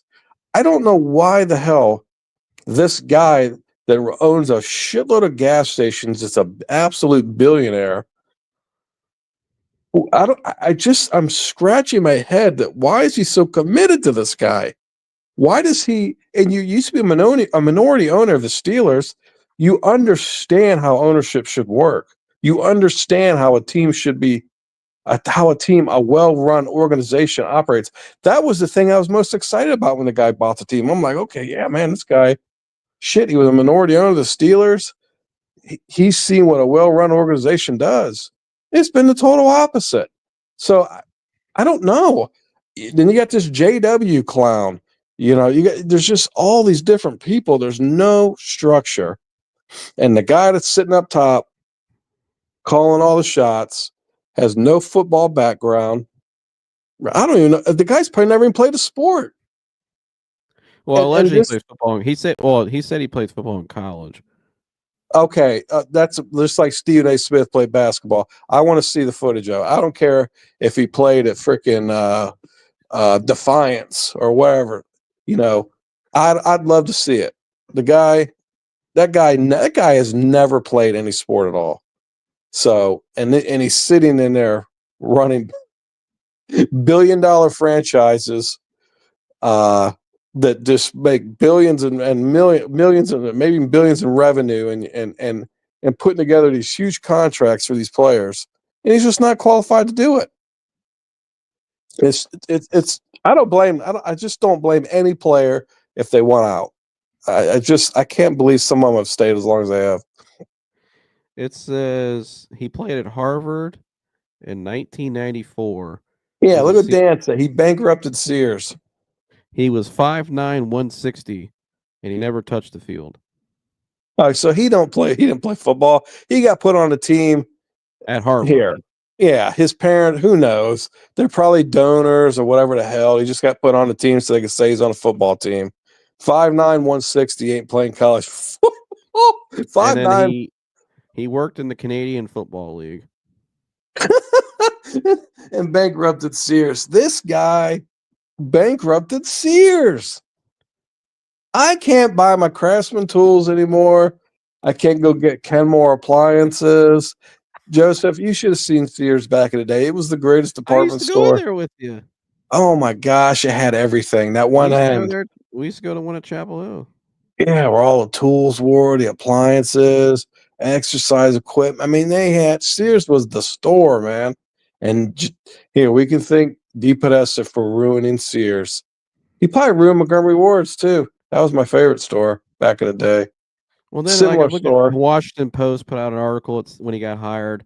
Quote: he was always a football guy, and then yeah, then right. The Ringer in 2019 put out an article that said it says a receiver with NFL skills but pedestrian college stats due to factors outside his control can end up making a team's entire draft. Basically saying that guys that didn't do shit in college because they weren't good enough or they were jerk offs off the field hit the analytics, say they could be a good player. How's that worked out? Is that why we took Corey Coleman? Yeah. Or we took Anthony Schwartz? Listen, any guy that grew up playing football and actually earned a spot on any college football team doesn't rely solely on analytics for anything. I just don't buy that. I just don't buy that. And you can't lessen his role because he's the face of analytics, of sports analytics. So of course, to his credit, he should be demanding a high role because he is the face of sports analytics. He had a movie written after him for So the only way to move on from this shit is to get rid of the guy. But for Jimmy Haslam stood there before the season saying, we want Paul back. We know how much he means, and we don't need to talk about that. Why are you always so secretive about it? And number two, why do you want to bring this guy back? You ran out John Dorsey, the great John Dorsey, who's in the Lions front office right now, just killing it. You ran him out for this guy. Everybody, like you said, that's left has all blamed this guy. It's all points back to him. He's the guy that's outlasted everybody since 2016. And how come shame on some of the people. Now, I'm going to give a shout out to Jay Crawford. Jay Crawford actually had a set of nuts and went up there this week and called it out like it was and even called out people in the media. So shout out to you, Jay. Thank you for that. Just as a fan, even. The people give this guy a pass. They kiss his ass because they don't want to. I get you don't want to lose your credits and your access to the facility. Oh my gosh, if you criticize them, and we're gonna lose our access. We can't go in there and interview him. Like he's gonna give you some great answer to begin with. Start calling the shit out. Because I'm gonna start assuming some people in the media and some people on YouTube as well, and all the other internet spaces that cover this crap up and don't talk about it, act like it's no big deal. I'm just gonna assume you're aligned with him. You like him because he, like himself, he used analytics to get an outlet into the game because you weren't good enough to play it growing up, or not man enough, I guess you could say, or whatever. It's something you have something that bothers you because you just weren't, good enough to play football, or you didn't play, whatever. So analytics is our outlet into the game. Horse shit. Start calling it out. We know what the problem is. Until then, quit selling the fan base on this bullshit ass scenario where we're going to bring in a bridge quarterback and draft one of these terrible college quarterbacks in this year's class, and all of a sudden we're going to be competitive next year. Yeah, okay. He's the poster. He's the all these football gurus that just that never picked up a football their whole life, and they sit and play fantasy and look at all the stats all day long. All these statisticians, you know what I mean? All these guys, that have made fantasy football what it is. And they're ruining sports. They're ruining this the NBA. Guy, they've ruined the NBA, and now they're ruining the NFL slowly. If they keep allowing people like this guy in the fucking shit, this guy is their king. They love this guy. He's the he is the king of fantasy. It's like this. That's what he should just go. He should go work at DraftKings or whatever. And it seems like all these jackasses out here that get on and act like they know anything about football, although they never even played. They and you know what's funny too is they play some Madden and they do some fantasy, and all of a sudden they're just football minds. They love this guy. Well, yeah, and they think because they learn the terminologies and stuff. They act like yeah. No, you don't. You don't know how to use the terminology. Just because you know doesn't mean you know how to. I've seen some film breakdowns online. Let me tell you something. They're some of the worst film breakdowns I've ever seen in my life. These guys, they don't know what open is. I mean, it's terrible. They don't know what open receiver looks like. They don't know schematics. They don't understand. They don't understand shit. But not only that, but it's just like they even refer to people like Mike Vrabel. You've heard his name a lot this year. Could he take over? And all the people that defend these guys, they always say, well, he's one of those old football guys. Well, excuse me, isn't the sport you're playing called football? So don't I want a guy with a football education, not a guy with a freaking mathematic education from Harvard? We're not playing mathematics. We're playing football. Of course you want the guy with a football education. I mean, that's the stupidest shit I ever heard. Well, here, I would tell you this. I'm going to go back to what you just said. NFL better get their ass together with what's going on and how they're selling out into this fantasy bullshit and letting all these guys in, these idiots like this Mike McDaniels, some of these other coaches. Look what's happening in the NBA. I mean, the NBA could literally and I could be right in what I said last night. You might see all these players shift overseas to Saudi Arabia, and you might see the NBA go to nothing. Yep. I mean, the NBA, they've sold out for so long and let their product go to shit. And it can only go on for so long. And this is what's happened with the NFL. I mean, I'm telling you, I think college is the gig now. Deion Sanders takes that gig. Now you got Bill Belichick taking that gig. If Vrabel goes to Ohio State, I just think you know why? Because they're gonna have full control, right? And they need to have control. It can be done the right way. They need to have control. These players now have all the control, and it's because there's so much money to be made.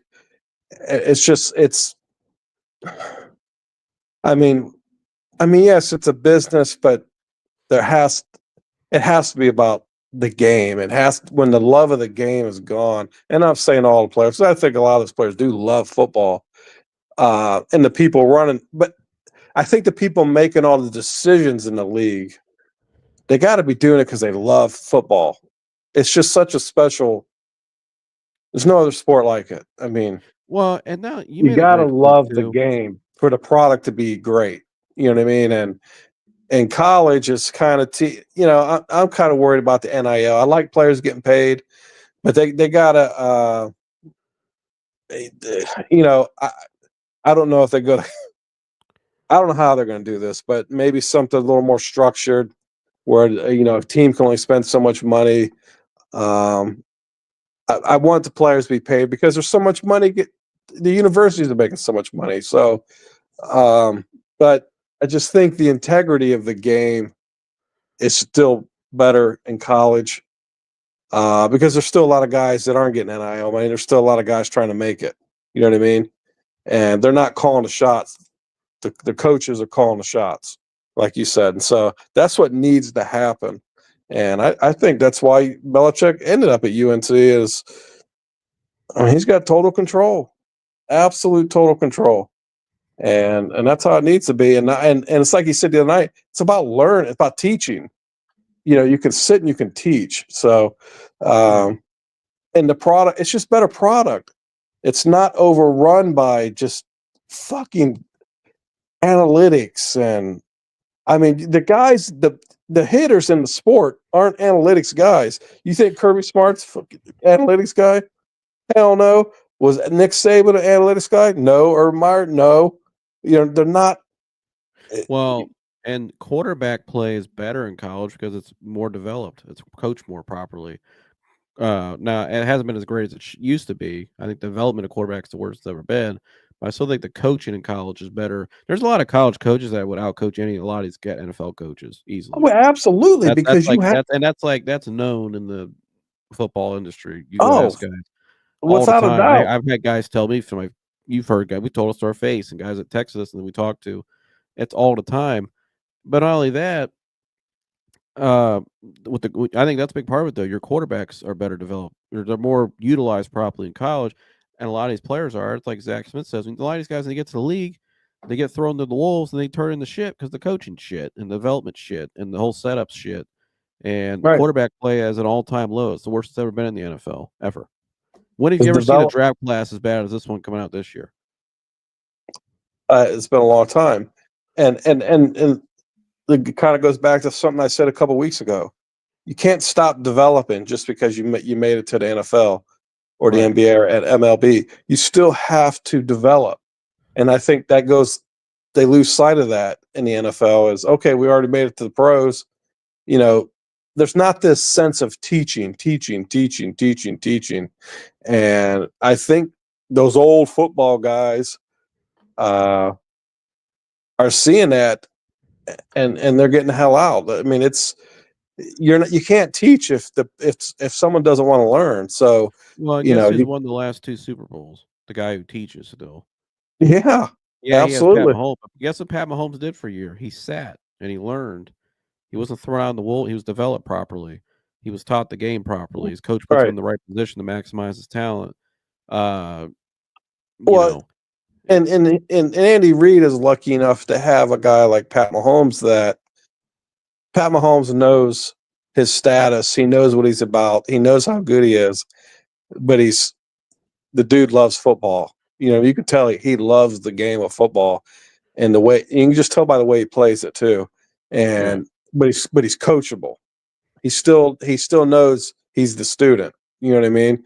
And he gets fired up. He got fired up last year, and during the season was yelling at his lineman and shit. But man, somebody's got to do it. I mean, it's just the game. That's just the intensity of the game. Everybody's locked in, but he's still a student, and he allows himself to be coached.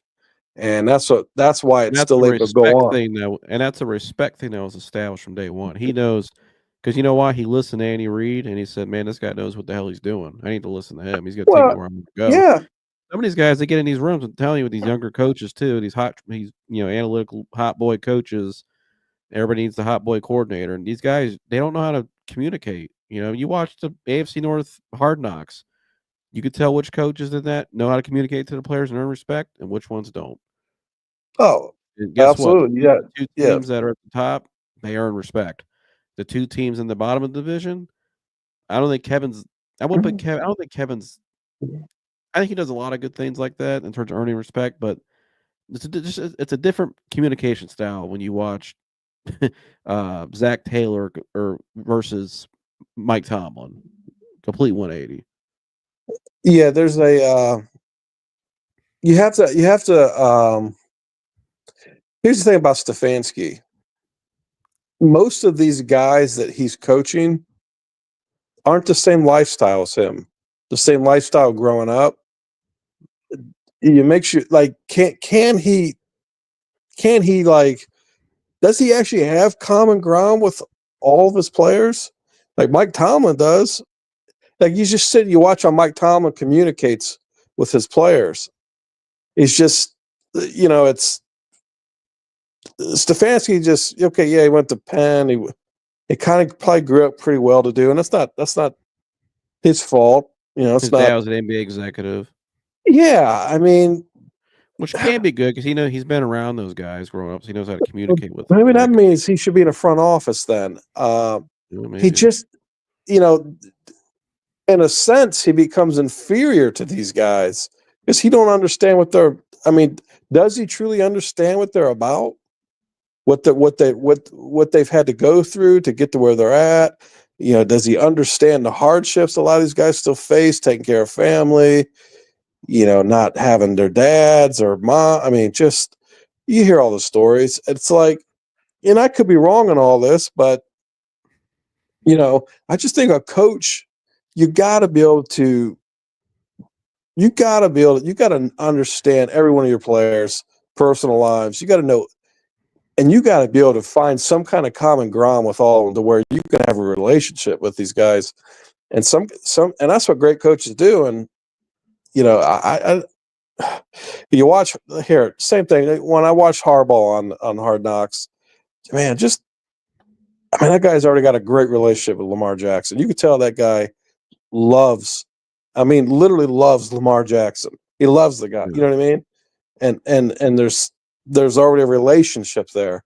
And you can see it with Tomlin. So there's just, like you said, there's a lot of bad coaches in the NFL, and that's killing the game because these bad coaches can't gain the respect of the players, and the players are going wild. They're getting all this money, and which is fine. Here, the league's making an ass load of money. They should get their share, but you can't let the inmates run the asylum in any industry. You know what I mean? There has to be great coaching. There has to be strong coaching, strong leaders. And if there's strong leaders in every front office or every coach, if every team has a strong leader, what's happening to these guys that they're coaching? If they're constantly around strong leaders, they're being mentored properly. They're being forget about football. They're being taught great life skills. They're being taught to be great fathers, husbands. And what does that do for the game? The integrity of the game in the long term. That's what carries the game all the way through. And I believe that's what's made football so special, the sport, because the type of people that play football. And they come from usually the same type of backgrounds, and they usually have the same character, the same morals. They believe in the same things, and that they can't let that go away. And what it seems like when these kids get to the NFL, these guys get to the NFL, it's just gone by the wayside, and that's how, in the long run, your product becomes destroyed. It's you know what I mean? No, I agree. I'm gonna get to some of these comments here, and to finish up on that point too. We're talking about all this with the Geek Squad here on the screen as I have. I just think expecting to bring in a quarterback in front of the draft and expect this kid to play well and our bridge guy, and considering the fact that they fired Alex Van Pelt, who was the glue of that staff last year, it was a big part of them in developing the success that they have with the quarterbacks last year, and you got rid of that guy. I think it's a fallacy to think some guys can come here from the draft and just that's going to be your cure. And you look at the bridge options; there's not many great ones either. So they're in a they're in a tough spot. Corey said Ohio State looked good. I think they could beat Oregon. Shout out to Dot. He said, "Guess what? My Buckeyes looked like one of the best teams in the nation last night. Can't believe it, man! What a game! Them boys about to bring the gold home." I hope so. I hope so. Shout out to you, Dot. Teflon Don, our friends back in the house. Shout out to you, Teflon Don. Great to see you again. He said Browns are straight manure. Fire everyone. Bad teams go 500. This team is consistently 200 or 300. That's not an NFL team. totally agree. Jimmy Haslam said he's keeping Kevin and Andrew Berry. And, it's funny. He said that, and I got up the last clip I'm going to play here. This was Myles tonight after the game. So Andrew Berry, or excuse me, that report came out what he just said. Jimmy Haslam saying, I'm keeping Kevin and Andrew. But I think Myles Garrett and his comments may have thrown a wrench in some of that, depending on what he thinks. And so here's Myles Garrett today after the game, following up on his comments from Friday. Second, but got to straighten back out and go back out there. Myles, you just mentioned that winning obviously is the most important thing to you, and you were very strong in your comments on Friday. Did you get any feedback from anyone in the building about that? Did anybody talk to you about some of the things that you stated? Those conversations that we'll be having at the end of the season. So, no, there's nothing that I said that anybody was unaware of. I've always been focused on winning. So, that's just what we'll talk about after the last game. So I think we will see some version of this on Friday, but when you have the finger going on or whatever other ailments you're dealing with, why is it important for you to come back in a game where you guys are losing the record is what it is? It's important to represent the team that take a chance on me. The brothers that fight every single day. They were each in practice, mentally, physically, going out there, and I'm willing to lay it all on the line for those guys because I expect the same, and there's no quit in my blood.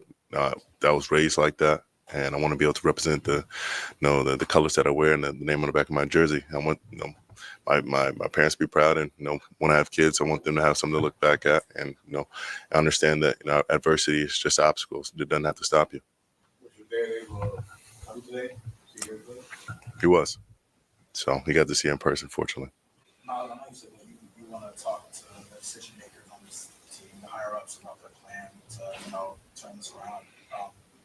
Three wins right now in the last season.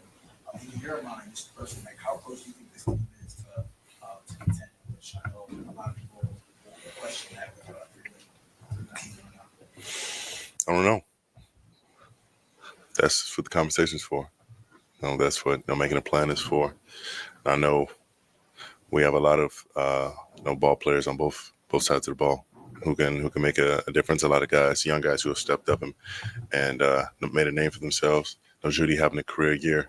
DTR using his feet, which we knew he could do, but also make some throws. I mean, we have playmakers that just it all has to come together. And there are a lot of games where this could be a 5-6 loss team, or looking at a 12-loss team. So it's the margins are always slim in this game, in this league. So we have to find a way to turn it around, and we can't beat ourselves. We have to get rid of this turnover bug that we got as well.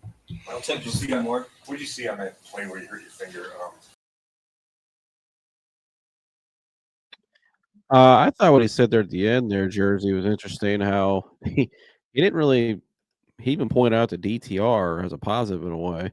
To me, Myles, a lot of people thought he was taking shots at Deshaun Watson Friday in some ways, or there was all that crap going on, and then he came out tonight also in this press conference said he was not talking about Deshaun. There's no beef between him and Deshaun. He hopes he recovers and comes back great and all that, and he also pointed out too that he was not taking a shot at Deshaun.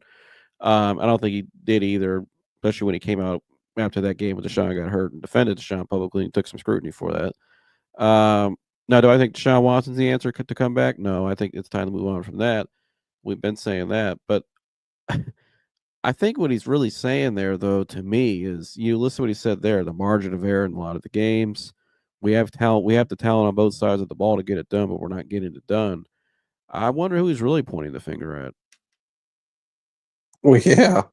I mean, these guys know more than anybody. If we could sit here and say this adamantly as we do, these guys know for sure. I mean, they're with these guys and they're with these coaches. I mean, and these guys here, every guy in that roster at some point has had some good ass coaching. He had to have to make it to the NFL. They understand, you know what I mean? And probably in multiple sports too. A lot of them probably multi-sport athletes.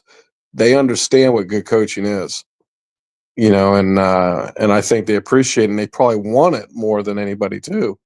So when you're not getting that, you know, if you don't feel like you have the right leadership, you're just not going to perform as a player. You're not going to be inspired. You're not going to be bought in. There's no cause. What do you know what I mean?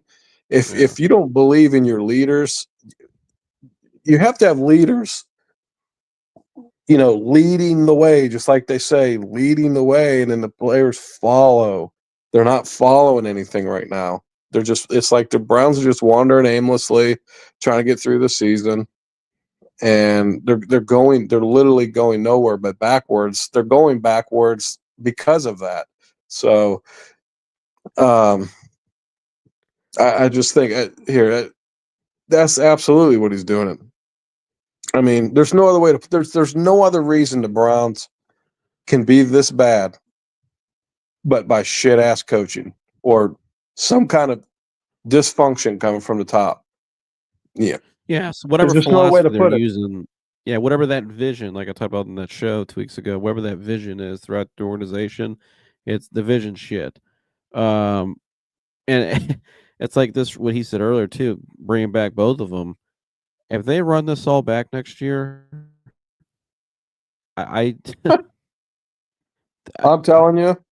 I was gonna make a point earlier about why maybe you'd want Paulie Podesta in your organization. Like you said, Paulie Podesta may be good to help make you some money, even though he bankrupted Sears. Is this really all just about getting that stadium going? Because if that's the case, the stadium thing now is losing traction.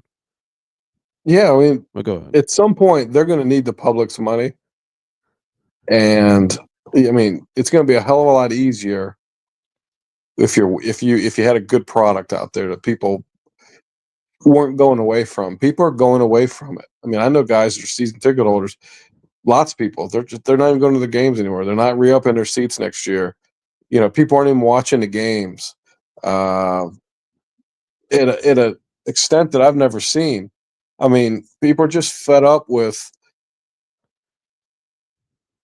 spending their money that obviously has become tighter for everybody, spending their money, whether it's buying freaking, you know, your streaming service for $100 a month, and then a lot of people spend way more money on all the different add-ons and whatever. And this is what you're getting. People are just getting fed up with it, buying apparel, going to game, spending $70 on parking, you know, going in the stadium, getting your ass ripped out on concessions. So people are just fed up with it. People will do it if they're being entertained. They're going to be entertained, and they want to at least see a quality product out there that's competitive.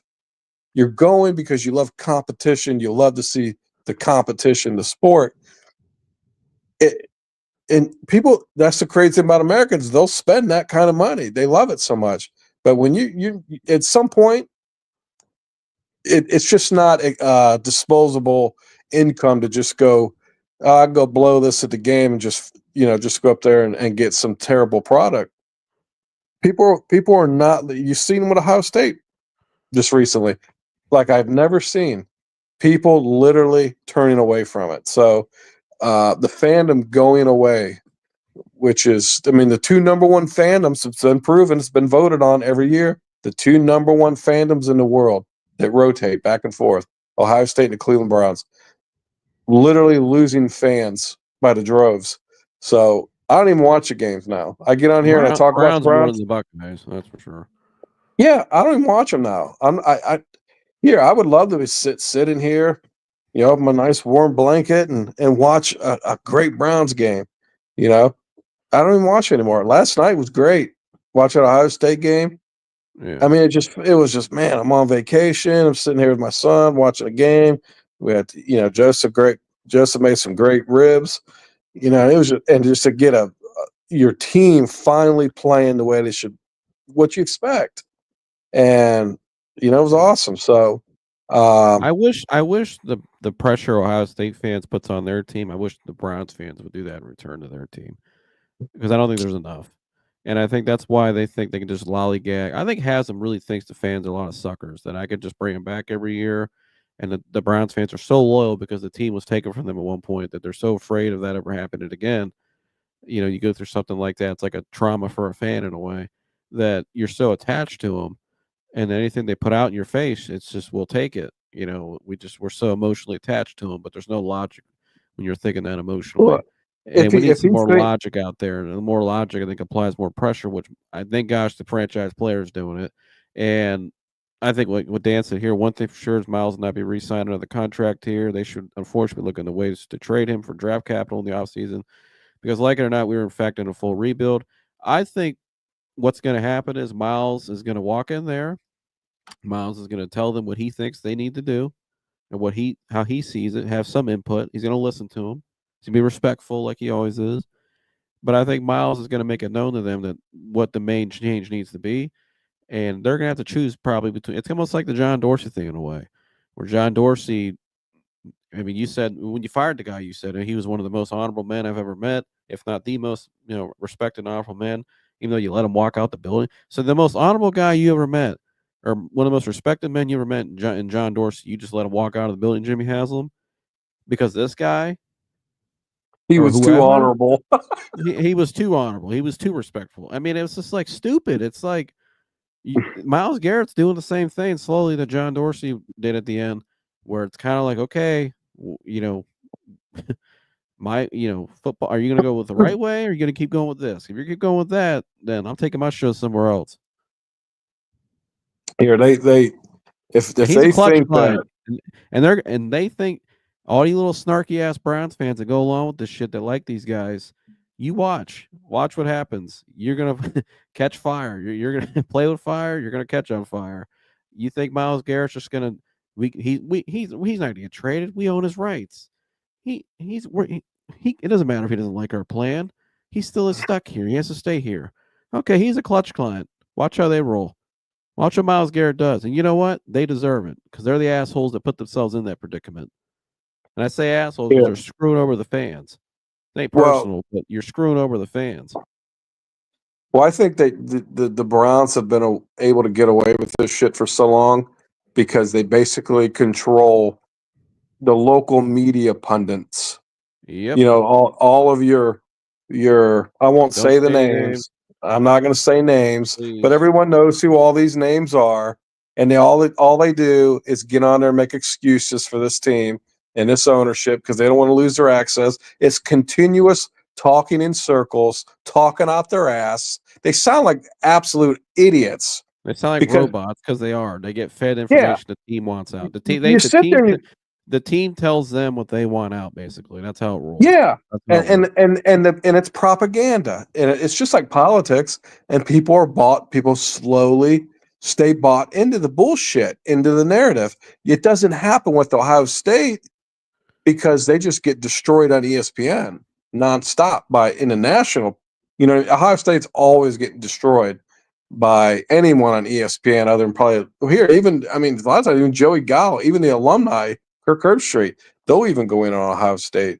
So Ohio State don't get any slack cut to them, and so people, their eyes are open up to the woes of Ohio State, and they start saying, you know what, screw this shit. Doesn't happen in Cleveland because all of these people that are, at the facility kissing ass every day are just putting out a narrative, and people are just too foolish to see through it, and they just keep going along with it. So at some point it'll end. Do I want them to move the Browns? No. Am I losing any sleep over not having a pro football team here? Absolutely not. It doesn't affect my life one way or the other. I can still watch football. I can go watch high school football. I can watch college football. I can watch any football game I want on TV. And I can still go locally and watch even better football in high school football or a local college game.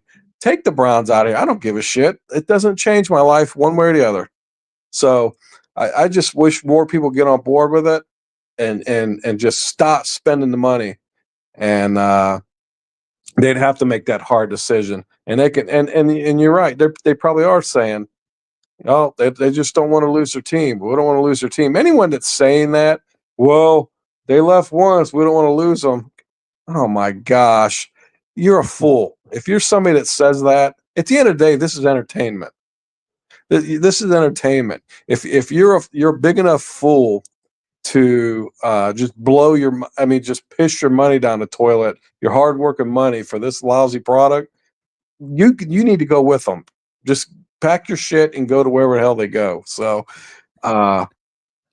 it's crazy. It's entertainment. I'm just not. They're not doing it to me. I'm not doing it. You know what I mean? Well, yeah, it's So like why I'm not gonna keep looking at watching something, supporting something. I know it's a complete failure the way they're set up. You know what I mean? It's just it's shitty, and it's I- going nowhere. It's it's going continuous. nowhere. There's no It's fix for this. consistently trashed. Then people trying to say they're a quarterback away or they're a couple tweaks. I don't know any 3-11 team, 3-12 team, excuse me. And number one, what quarterback are you getting? That's number one. Number two, if you think a rookie's coming in here to help you, that's a good luck. I don't know what dope you're smoking, but number three, or my next point is, they're not set up to succeed. The way they're constantly going to be like this. They'll have a couple years that maybe make the playoffs, have some lightning in a bottle, and they shit the bed when it matters most because they're not built to last. They're not built to. It's just not a good organization. It's not a good program that's been built. And I don't really blame it all on Stefanski either. I just think it's the people at the top, the way they're running it, their vision. We've just had two terrible owners. It's not good.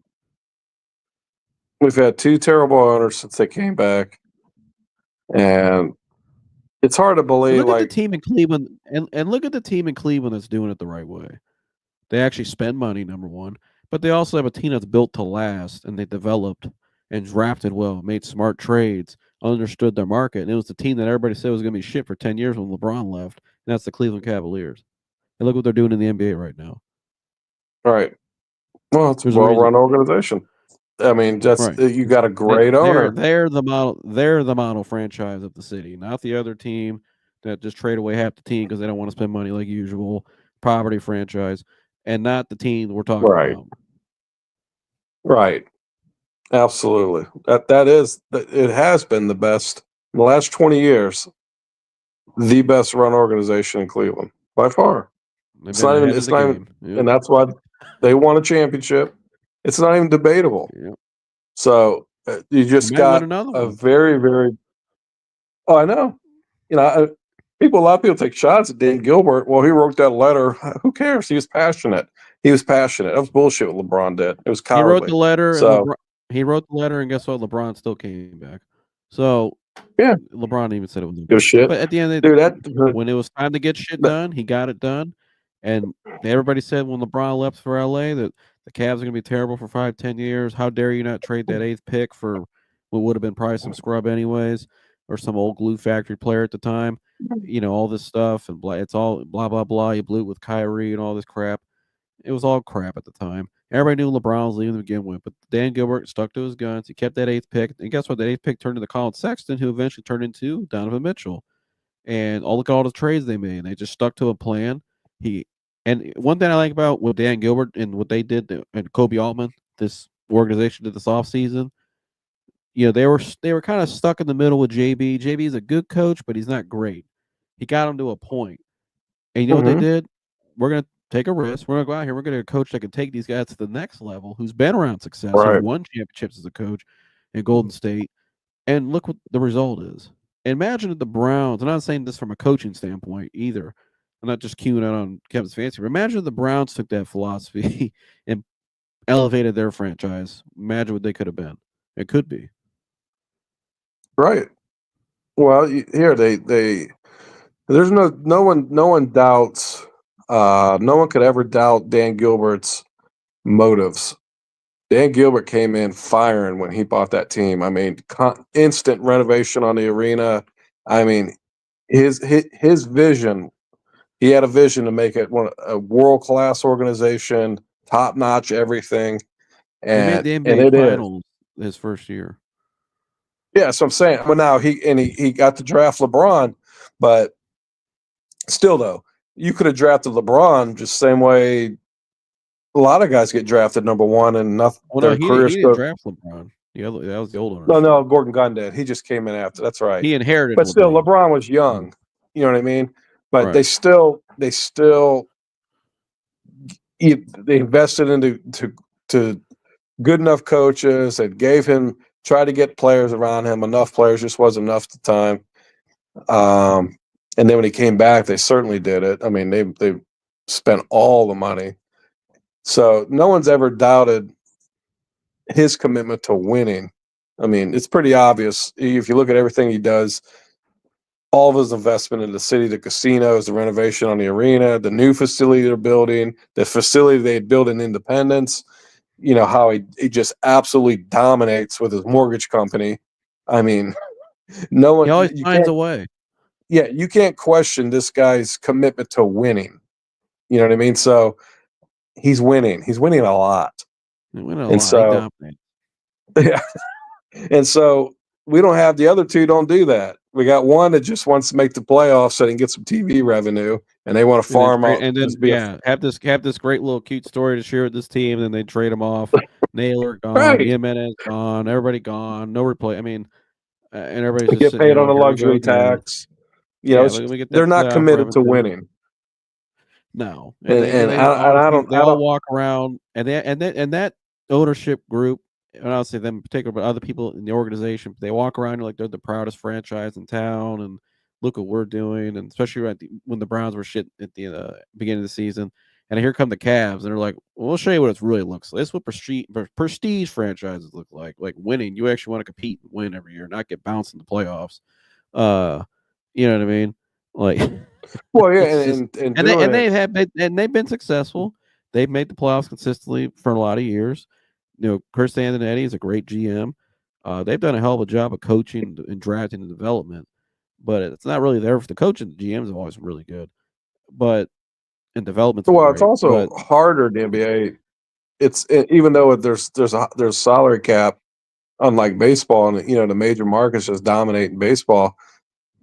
When you got a 15-man roster, marquee players are pretty damn important. You know what I mean? We see it constantly. So they've been able to be as competitive as they are in a first-class organization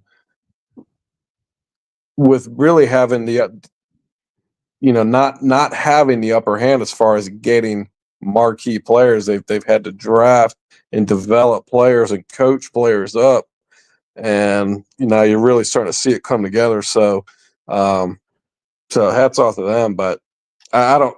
It makes you wonder about Jimmy Haslam. When Jimmy Haslam came in here, I thought, okay, yeah, this guy wants to win. I don't think this guy wants to win. I don't know what the hell this guy's motives are. I mean, obviously, this is a hobby to him. I mean, his other company's worth way, way more money than the Cleveland Browns. But I mean, dude, if you're not wanting to win, get out. You know what I mean? Get the hell out. And the fact that you're saying that, like Aditi Kikabal said today when she spoke to the ownership group, that we want to keep. We've fired guys too early in the past. We want to stick to a coach and stick to a GM because we think that'll help us in the long run. And that just tells me that you finally hit a little success, and now that's good enough for you. So that really, what is your goal and motives? It's just about getting enough money, maybe get the playoff revenue a couple of years, and Browns fans will keep spending money and buying into our crap. We sell them every year through our media people, and we get that money for that stadium. Yeah, I don't know. I mean, if I've seen fire D Podesta in the off season or not re-up him, okay, then I'll start. Okay, maybe he is Then we're getting it. moving somewhere. Yeah, then Well, we're moving. and he actually puts the right person in place.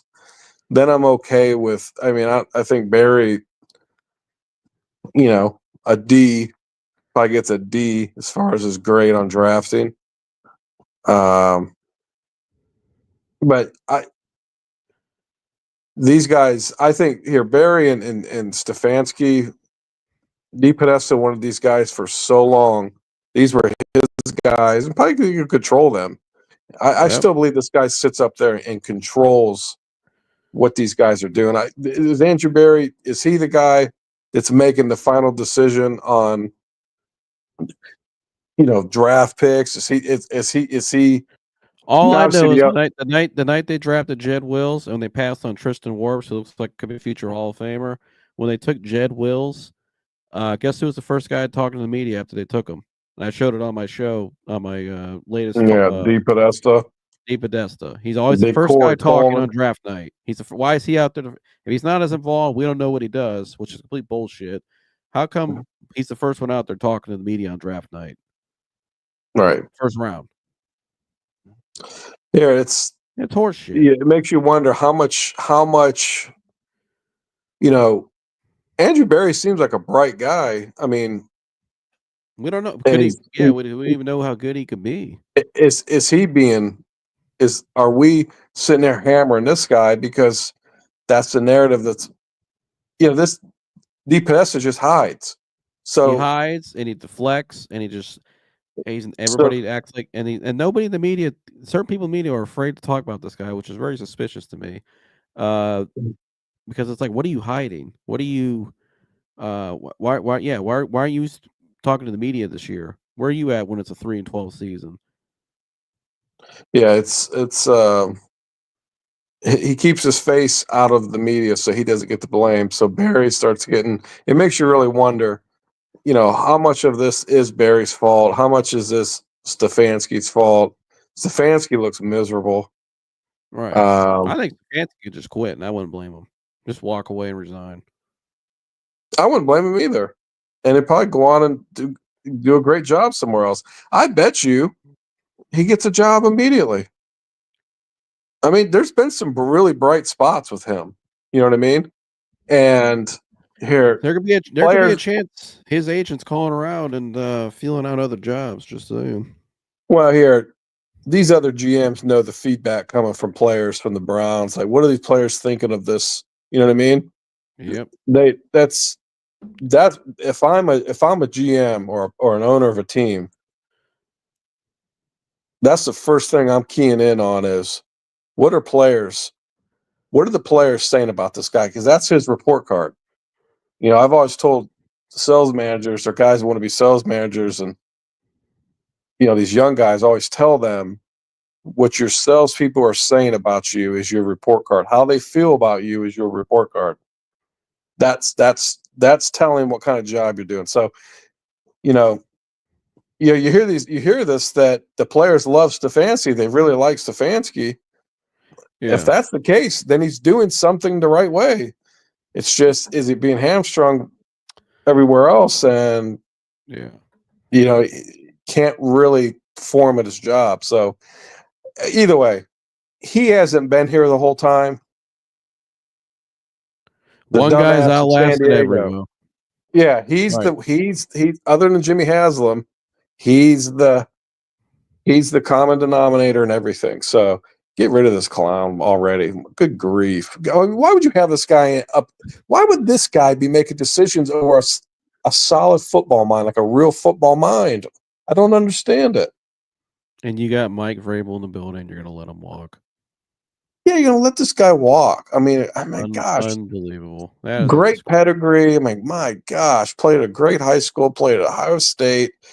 Drafted by the Steelers. Played under the greatest coach in history. Won 3 Super Bowls. One of the greatest owners. I mean, just the pedigree of this guy. And you're going to let him walk. Yep. For some jackass. Right. Who wins in a football game? Today's Browns or yesterday's Buckeyes? I don't think anybody's guarding Jeremiah Smith or Travion. The Buckeyes. I'll take the Buckeyes. I'm telling you, dude. They got better quarterback play. Will Howard's better than DTR, I think. Tori, great to see you again. Jimmy Haslam was like Jerry Jones. He always interfered with football operations, and he knows crap about football. He needs to get a real GM in there and a well-respected coach. I totally agree. Jersey, you've been saying that for a while. Dan says Cleveland fans are just grateful we aren't 0-16. That's the bar the franchise set. I think this is worse than the 0-16 season, to be honest with you, because at least the 0-16. Yeah, 0-16 had no expectations. You knew what their goal was. It was Operation Stockpile, which would basically lose. And so this is worse, though. This is worse because they had expectations going into this year, and it's the most cash spent on a roster, and you made the biggest trade in history, most guaranteed money, and you're 3-12. That's what I was going to say. The 0-16 team. Param John, good to see you, bud. He said this is so much worse than the 0-16. Great to see you again. Go ahead. Yeah, we hadn't just agreed. We had spent all this money and mortgaged everything. You know what I mean? Yeah. This is by this time we were supposed to be AFC Championship, Super Bowl, and we're the same as. I mean, absolute. The first year they inherited a John Dorsey franchise. I mean, the core pieces were all basically were John Dorsey's. Now they did come in and fix the offensive line and made some good changes there, so that was good, right? But you saw that team that year made it to division round and probably should have won that game against the Chiefs and made it to the AFC Championship game because remember Chad Henne came in when Mahomes got hurt, and then ever since then it's just been a slow decline down. All right, then last year they catch lightning in the bottle, but then they flop in the playoff game where we thought they probably should have won that game maybe or been more competitive at least with the way they were playing up to that point with Flacco, and then this year complete garbage, and it's been a slow decline since.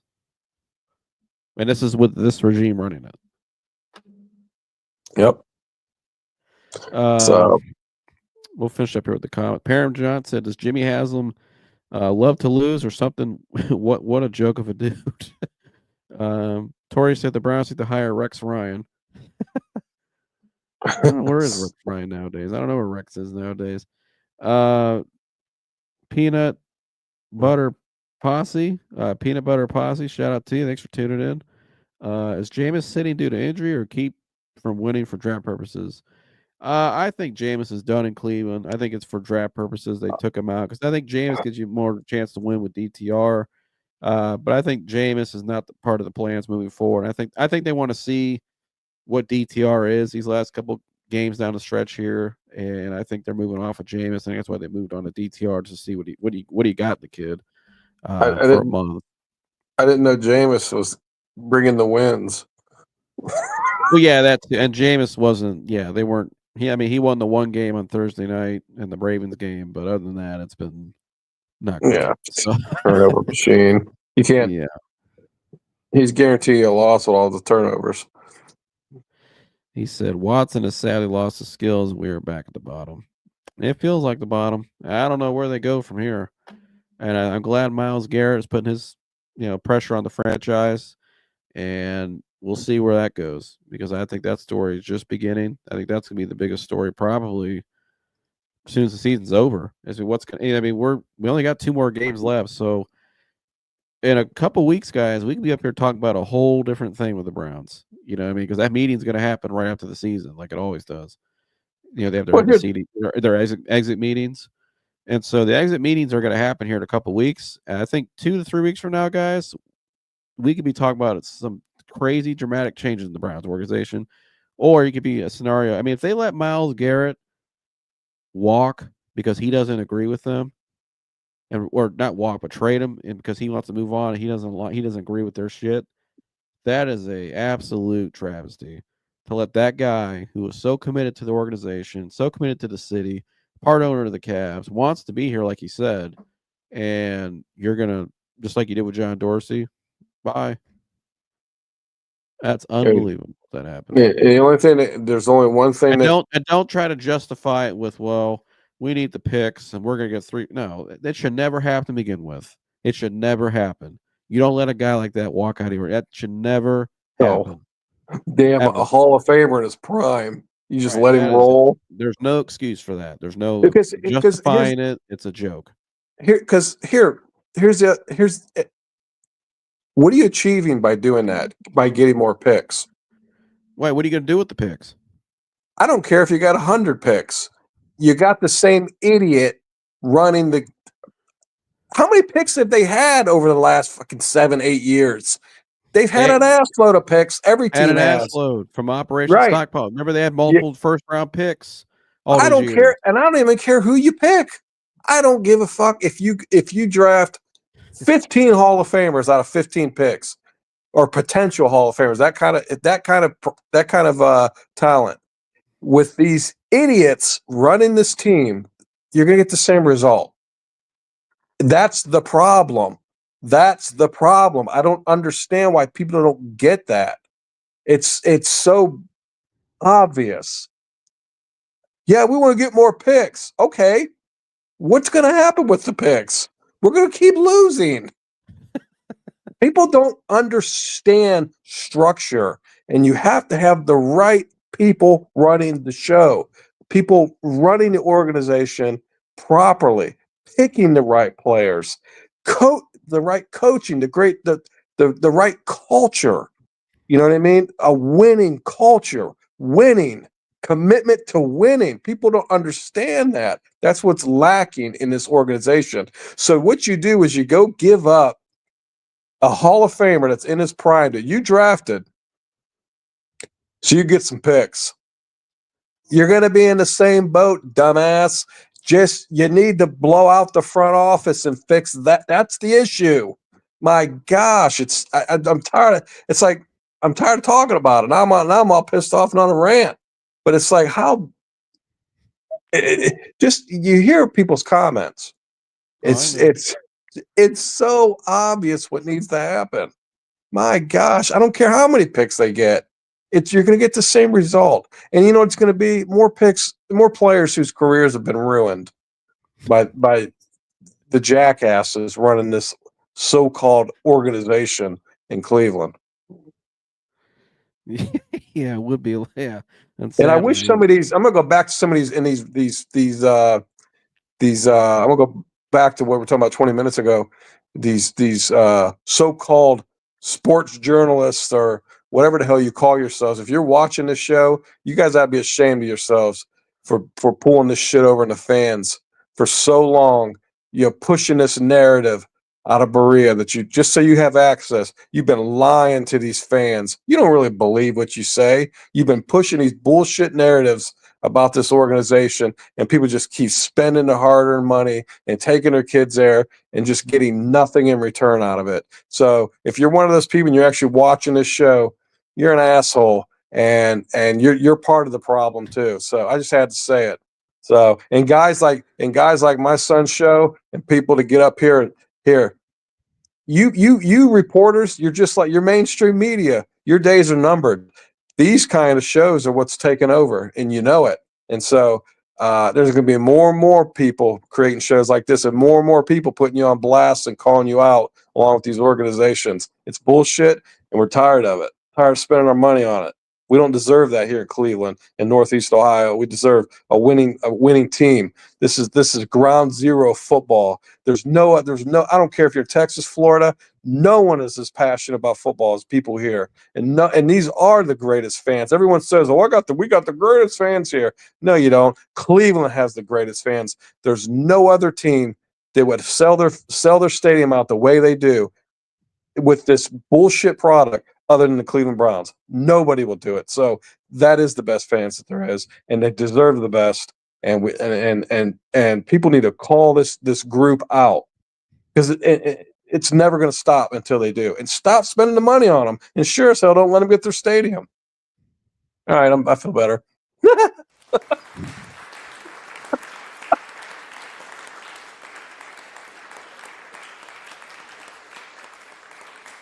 I don't know if I can do another show after that. Well, it's the truth. Truth hurts. There's an old saying, the truth hurts. Well, I agree. And by the way, anybody watching any of those people, the link's always open. Have some conviction to come on up here. And yeah, come up. I would love for one of those reporters to come up here. You here, get your media credentials, and I'll go to Berea. I'll go in there and I'll ask questions. They'll probably deny our access. Well, that shows what they're about then. Oh, I agree. Well, they're not the only ones that do that, but yeah, I agree. Not much QB help in college. Nah, I don't see any either. That's slim pickings there. And the guy I think Shador's the best, but he ain't coming here. Cam Ward misses too many layups. Jackson Dart has the most starts in college, but I don't know, question marks there. And he also said on a podcast 3 years ago he wants to be the Bachelor at the NFL or one day, and I'm like, I ain't gonna fit here. He could be the most like Bo Nix because he has the most starts, but I don't know. He's a talented kid. I like his talent in his game, but outside of that, I mean, Will Howard last night looked great, but we'll see what he does the rest of the playoffs. But I don't know. Kyle McCord is a guy who looked better this year. I mean, we'll see, but I don't know. There's still questions there. The rest of the class, I'm trying to think off the top of it. Drew Auer went back. I don't think Quinn Ewers is coming out. I think he's staying. I think he should anyways.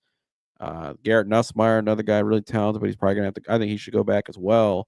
There's 3 guys off the board that were supposed to come out in this draft. So yeah, very thin draft quarterback wise. I mean, it's not great. Dylan Gabriel, small, left-handed, but a talented kid. But we'll see what he does next week. But I'm not sure about that. There's no fix. There's no easy fix at quarterback in this draft, and that's not what the Browns need. But that's where they are. The only way we can. The only way we can. Excuse me.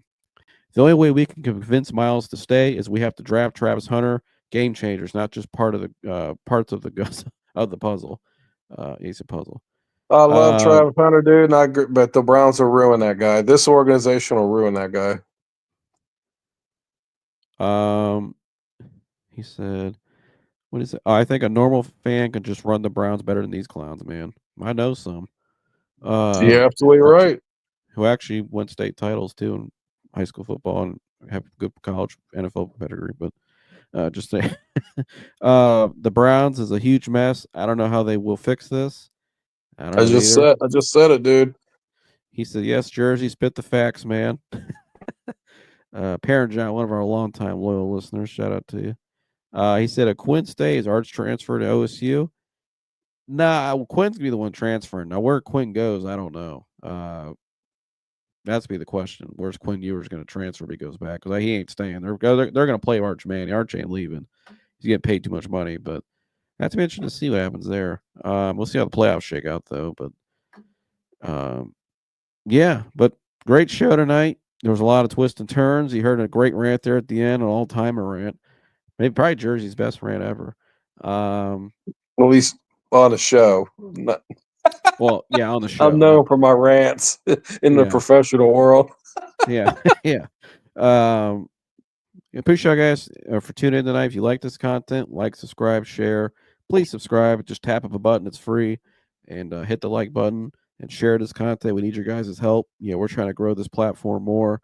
And it's for you guys, for the fan. We're trying to be the voice of the fans, but also give you guys a platform. And that's why it's called The Real. And some of the stuff we say tonight, you're not going to hear that on some of the mainstream stuff like Jersey said earlier. So I was alluding to. He said it's a rant that us fans wanted to hear. That's right. Therapy for the fans through the show. Real therapy. I got no problems. I got no problem being the voice. I got no problem being the voice. I'll be the voice. I tell you, if we got media credentials, I'll go into Berea and I'll ask those questions. They'll probably have me removed. I'll escort you out of there. As they're dragging you out, you'd be like, "You need to fire that guy. I got the document." I got the document. But we ain't back down from you. Yeah, we ain't backing down from you. Fans are tired of this shit. F-, Geek Squad. We're tired of this. That's your grade, F-. He said Bill Belichick for GM. Look at what he started before Browns moved to Baltimore. I was hoping that, but it looks like Bill's he's settled in UNC now as a college coach. So, but I don't know. I mean, they got a guy in the building that they're gonna let walk, and Mike Vrabel. I think that would be a mistake. I just, guys, I'm gonna tell you, if they get running back with the same stuff next year and they try to sell you on it's just all Deshaun's fault, we just need a quarterback. I'm not buying it. They're not a quarterback away. They're a lot away. But a lot of it, I would say 75% of their problems is just all what's inside the building. That's what needs to be fixed. It's right. They're a legitimate GM or president of football operations away. Exactly. They're a legit football, like he just said, president or GM away from actually really being serious. But other than that, we're not that serious. But anyways, like I said, like, subscribe, share all that good stuff. He said Vrabel Belichick could have been the answer. Oh, we were saying that for months in this show. I agree with you. But even if you get Vrabel, even if you don't get Bill, if you get Vrabel and somebody else that can align with him, I think that's better than what you got. I think it's worth a shot, So, I mean, we'll see. Jersey, you want to tell me to like, subscribe, and share? Oh, he said Browns are hot ass. Remember his last Teflon's always coming in with the great comments like that. Yeah, remember the one night he was saying it was this, and this? Now they're hot ass. I was totally starring that comment. That is getting pinned. That one and the one beginning of the show. Old Flappy Rock. Woo! Just got beat 14-17. Sing it. Shout out to Swish. Great comments tonight, by the way. Browns are hot. Yeah. Yep, they are. They are. You want to tell me to like, subscribe, and share, Jersey? Just showed it tonight. No bullshit. No phoniness on this show. No narrative being pushed from. We just call out people, and so I think that's what everyone wants. Everyone's tired of being fed BS from any type of media source, and people just want the truth. People want their voices to be heard, and all the content on here. That's what it is, and it's just what the show says. It's real, and it's never going to go away from that. And anyone could come up here. Anyone could come up here and be real and say what they really think. And as long as it's not disrespectful to, out of line, Joseph's going to allow it. So he's a great host, puts all the hard work into this. He's envisioned it, and he's really got some connections, people he's connected to, some big names, and this show's really going to take off. So, but yeah, needs all the likes. If you obviously no one knows seen the whole body of work that I've seen with Joseph, and if you did, you'd be liking the hell out of it. Just trust me on that. You'd be liking the hell out of it, man. So like it, you'd be sharing the hell out of it, and subscribing the hell out of it to it. So just like, subscribe, share all you can, get it out there, and we're just thankful for everybody that sits and watches, and it's great to sit on here and entertain people, and that is just hopefully make some people laugh. So just thank everyone. That's what we wanted to do this year, is hopefully take some. It sucks. You guys work your asses off during the week, your real life, and you got families. You want to watch a team on Sunday, they'll take your mind off, and unfortunately, that's not happening this year. So hopefully, this show has helped you guys have some entertainment stick through the season. So we try our best, and we have a great crew here as well. So love the show. Appreciate you, Teflon Don. I mean so much to us. You have no idea when I read that compared to where we started. To see that now as people like you, it makes us keep coming back each week and trying to do even better each week. So appreciate you. Browns are what we thought they were. Shit. Absolutely true. Shout out to you, Peanut Butter Pasta. See you next week, my friend. Love to have you back anytime. He said, I am pretty great, thanks. Great show. Love you. Love you too, Mom. Shout out to Mrs. Lavin. But yeah, like he said, like, subscribe, share, all that good stuff. And stay tuned this week. We'll have Professional Fan will be on this week with Mike. He's going to lay out his plan. Maybe they can possibly turn the team around in one off season where he sees it. And I believe the Fix will be back as well with Dan and Chris. That should be coming up here pretty soon. We'll get into some college football playoffs, some big games coming up. And so whatever else they got up their sleeves. I know they got a lot of stuff planned. That's going to be a lot of fun. Some great guests on that show as well. Dan's got some good connections. Some great guests. Mike's have some great guests too from other guys out there in the sports media space. So stay tuned and hit the subscribe button because you don't want to miss it. Hit the notification bell too so you get alerted of it. So, yeah, Merry Christmas, everybody. Happy holidays. Yep. Happy New Year. Merry Christmas. All praise our Lord and Savior Jesus Christ. And that's how we celebrate Christmas here. So, but have fun with your family and your friends and stay safe and stay warm. We'll see you guys in the next one. We're out of here. Go.